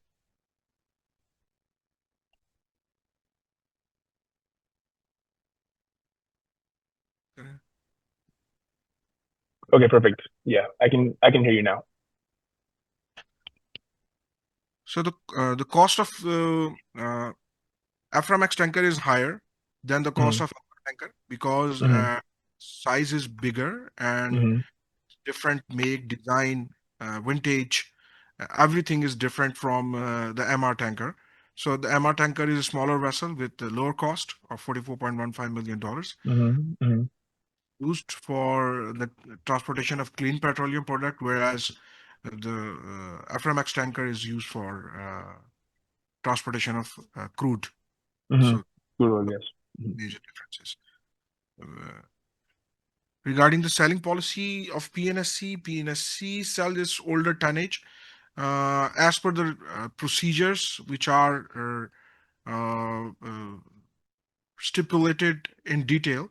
So we cannot predict the price of any of our vessel right now. So how much it would fetch, but it would depend upon the prevailing market at that time, the vessel's condition at that point of sale. So whether it would be sold as a scrap vessel or at the time of the disposal, it is a performing vessel which is doing the trade as per normal capacity and normal business custom usage practices. So these are the major factors. The fuel cost of the newer vessel is quite efficient. The older vessels cost is the fuel consumption is 38 to 40 metric tons per day, while the newer vessel its fuel consumption is 25 to 26 metric tons per day. So you can assess that it's quite fuel efficient vessels. Thank you very much sir. Participant को मौका दे दें।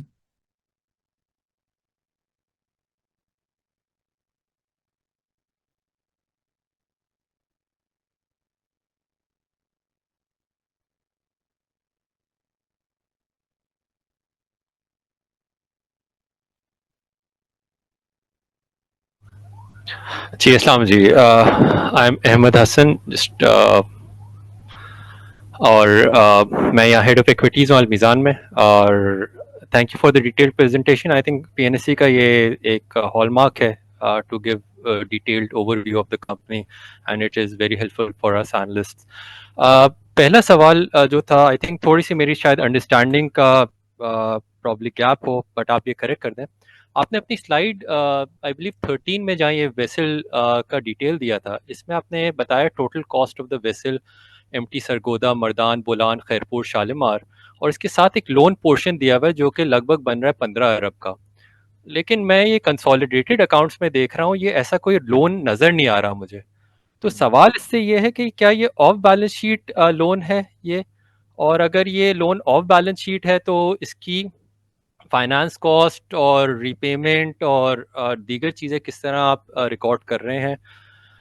दूसरी चीज़, आप ये जो expansions कर रहे हैं जो कि $500 मिलियन या $1.2 बिलियन जो एक मेरे कॉलीग ने भी हाईलाइट किया, इसकी जो डॉलर एक्सपोजर किस तरह मैनेज करेंगे, क्योंकि मैंने जब ये इनिशियली कंपनी, मैंने 2008 में भी इसको थोड़ा सा मुझे मौका मिला था करने का, तो 2008 में मैं सिर्फ रिकॉल करा दूं कि यही इसी तरह की प्रॉब्ली एक्सपेंशंस हुई थी और फिर डॉलर एक्सपोजर्स आउट हुए थे, कुछ डॉलर हेजिंग की हुई थी।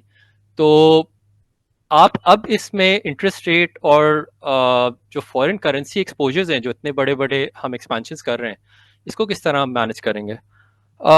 लास्ट जो सवाल मेरा ये होगा, ये अभी आप ने आउटलुक दिया लिक्विड कार्गो का, जो टैरिफ्स जो फ्रेट रेट्स हैं, ये शायद नेगेटिव या ब्लीक आउटलुक है, बट रीसेंट मैंने नंबर्स देखे हैं तो because of oil and water या कोई ईरान के स्टोरेज की वजह से ये रेट शूट अप कर गए। तो ये आपके आउटलुक और एक्चुअल जो न्यूज़ फ्लो में है, ये क्या डिफरेंस है, और अगर है ये क्यों है। तो ये मेरे 3 सवाल होंगे। Thank you sir. Thank you. अच्छा, लोन के हवाले से जो हम आप जिस स्लाइड का रेफरेंस दे रहे हैं वो ये लोन लिए गए थे इन वेसल्स के ऊपर और वो पे ऑफ कर चाहिए। इस वक्त तो हमारे पास जो है ना वो लोन सिर्फ एक बोलान खैरपुर तकरीबन 1.5 बिलियन का लोन है आउटस्टैंडिंग, तो कोई मेजर लोन पीएनएससी के ऊपर नहीं बचा हुआ। वो तो वेसल के इंडिविजुअली जब प्रोक्योर करते वक्त उस वक्त लोन लिए गए थे, वो उसकी वो डिटेल्स थी। सेकेंडली, डॉलर एक्सपोजर से रिलेटेड मैं आपको थोड़ा सा बता दूं कि पीएनएससी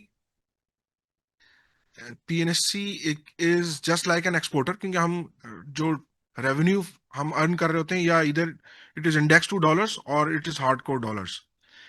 इसी वजह से हमने 2010 का जो हमारा पीकेआर लोन था, वो स्टेट बैंक ने पीएनएससी को परमिट किया था कि पीएनएससी उस लोन के ऊपर क्रॉस करेंसी स्वैप पीएनएससी ने किया था और उस डॉलर लोन में उसको कन्वर्ट कर लिया था। तो उसकी ये एक स्टेट बैंक ने भी इस चीज को देखा कि अंडरलाइंग ट्रांजैक्शन एग्जिस्ट करती हैं, कि ये इट्स नॉट एन स्पेकुलेशन, और जब अंडरलाइन ट्रांजैक्शन आपकी होती है तभी वो स्टेट बैंक उस तरह की चीज़ों को अलाउ करता है। तो वो हमें अलाउ किया गया था और ये एक पीएनएससी के ऊपर कॉन्फिडेंस है स्टेट बैंक का जो उस वक्त उन्होंने रिफ्लेक्ट किया था। और ये कोई हमारा एज सच कोई करेंसी फ्लक्चुएशन क्या, we are not expose to such. ये शॉर्ट टर्म में शायद आप कह सकते हैं कि हाँ होगी, कि इस महीने अगर रुपी कोई स्ट्रॉन्ग डिवैल्यूएशन आ जाती है तो हमें 2 महीने 1 महीने तक इम्पैक्ट आएगा उसका, लेकिन इसके बाद जब वो करेक्शन आ जाएगी तो लॉन्गर रन में हमारे लिए कोई थ्रेट नहीं है पीएनएससी के लिए, क्योंकि हमारे रेवेन्यू डॉलर इंडेक्स नहीं है, इंडेक्स ठीक है। और लास्ट थिंग कि जो आपने फ्रेट आउटलुक कहा था, फ्रेट आउटलुक हमारा ये देखें बिल्कुल ऐसे ही है कि बहुत सारे फैक्टर आज अनसर्टेन है, जैसे मुस्तफ़ा ने अभी आपको बहुत डिटेल से बताया था कि, लेकिन अगर किसी फैक्टर में कोई सर्टेनिटी आ जाती है तो आज जो हम प्रिडिक्ट कर रहे हैं वो फ्रेट रेट उस वक्त ग्राउंड रियलिटीज डिफरेंट होंगी, चीज़ें चेंज हो जाएंगी। तो अगले 6 महीनों में फ्रेट रेट हो सकता है कि जो आज प्रिडिक्ट किया जा रहा है वैसे ना हो। तो ये तो फैक्टर अपनी जगह पर हर चीज के लिए कॉमन है, चाहे वो मरीन के फ्रेट रेट हो या गोल्ड की प्राइसेस हो या आप कुछ भी कह लें, उसको बहुत सारी कमोडिटीज हैं। तो ये फैक्टर तो अनसर्टेनिटीज आज देखते हुए फ्यूचर की प्रिडिक्शन है, ये तो कोई भी नहीं कह सकता कि उस वक्त एक्चुअल क्या होगी।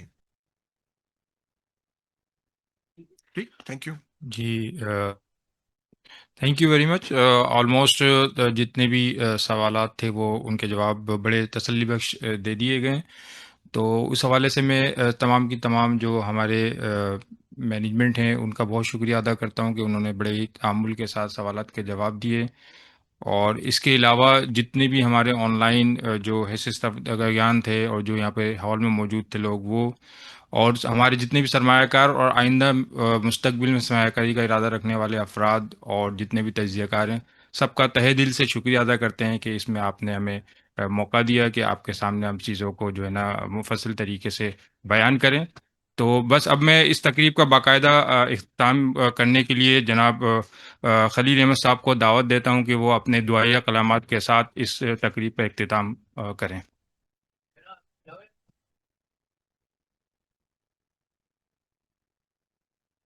ऑनलाइन से मैं डिस्टर्ब करना नहीं चाह रहा था। एक चीज रह गई कि एक पॉइंट जरा बता दें।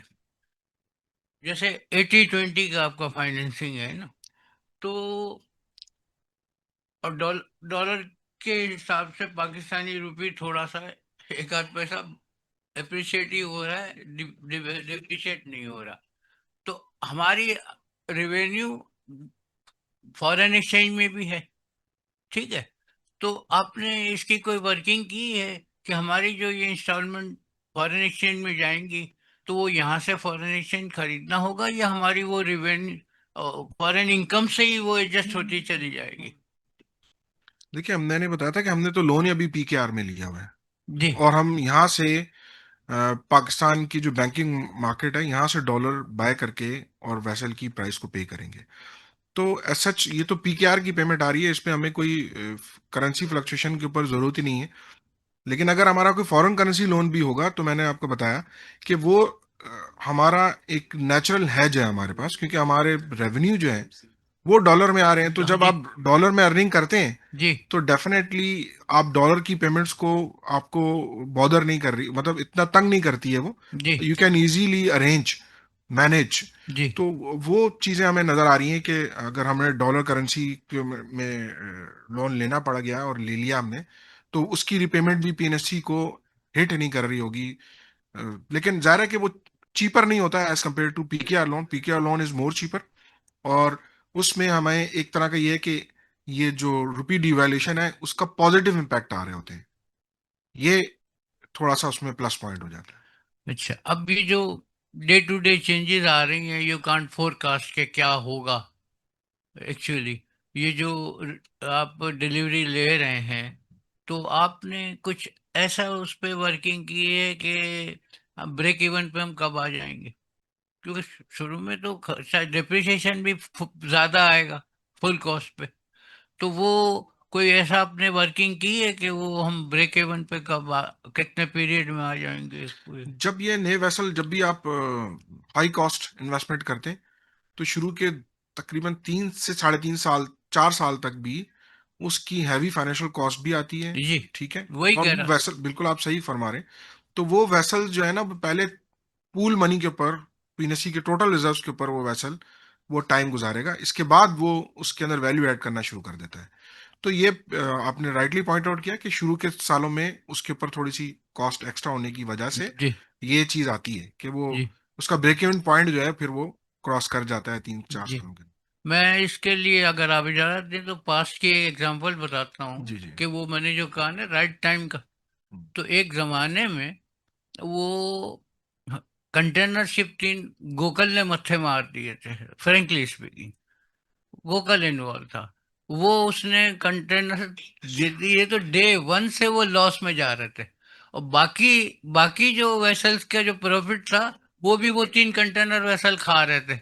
कभी एक पाई उसने दी नहीं, बल्कि उल्टा वो दूसरे वेसल की अर्निंग भी वो खा रहे थे।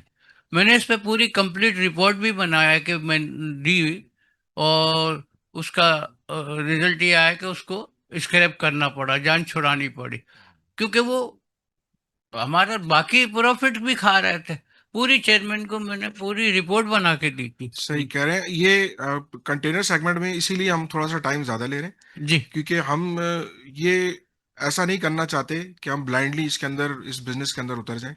हमारे पास तकरीबन 2 साल अभी हैं कि जब हमारा कंटेनर वेसल डिलीवर होगा वहां से, कराची शिपयार्ड से। तो खैर 2 साल का टाइम नहीं, हम अगले कुछ महीनों में कंटेनर में आएंगे इंशाल्लाह। लेकिन उसमें यही है कि हम उसको थोड़ा सा डीप डाउन स्टडी करना चाहते हैं, उसके वॉल्यूम्स देखना चाहते हैं, राइट साइज ऑफ वेसल्स देखना चाहते हैं, उसके रूट्स देखना चाहते हैं कि वहाँ ट्रेड कितना हो रहा है, इंपोर्ट एक्सपोर्ट्स कितनी हो रही हैं। तो ये सारे फैक्टर हैं, और वहाँ के फ्रेट रेट पे क्या इम्पैक्ट आ रहे हैं। तो ये जब सारे फैक्टर हम कंसिडर कर रहे हैं, और अगर ये प्रॉफिटेबल हमें नजर आया है इन ए लॉन्गर रन, तो डेफिनेटली हम इसमें आप देखेंगे कि इंशाल्लाह पीनेसी इसमें enter इसमें मैं थोड़ा सा पास एक्सपीरियंस के हिसाब से, जो कंटेनर की मैंने एग्जांपल दी ना, जी। वो गियरलेस थे, तो मोहताज थे पोर्ट पे ट्रेन्स का, गैंट्रीज के। लोड अनलोड करने के लिए, लोडिंग। तो ये जहन में भी रखें ये पॉइंट कि ये बहुत अच्छा है। बहुत बुरी तरह पीएनएसी फंसी थी गियरलेस लेके। अब आप कंटेनर लें तो प्लीज ये पॉइंट जहन में रखिएगा, गियर वाले लें, गियरलेस ना लें, वरना फिर पछताना पड़ेगा, आपका एक्सपेंसेस ज़्यादा हो जाएंगे और मोहताजी ज़्यादा हो जाएगी। जी बहुत शुक्रिया आदम हबीब साहब, आपका मतलब है बहुत कि बहुत ही अच्छा आपने मतलब है कि इनपुट दिया। बस हम वक्त की किल्लत की वजह से बस इसका हम इख्तिताम करेंगे, और मैं खलील साहब से मुतबाना गुजारिश करता हूं कि वो इस तकरीब का अपने दुआया कलमात के साथ बाकायदा इख्तिताम करें।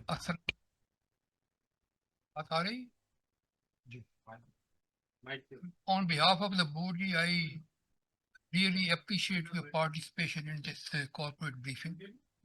On sir. I am sure that you all have enjoyed this briefing, जो lengthy briefing मैनेजमेंट ने दी है, और जो आप लोगों ने सवाल किए हैं वो fully satisfied जी आप प्लीज हो गए हैं इस चीज से। तो खामोशी इख्तियार कर लें प्लीज थोड़ा।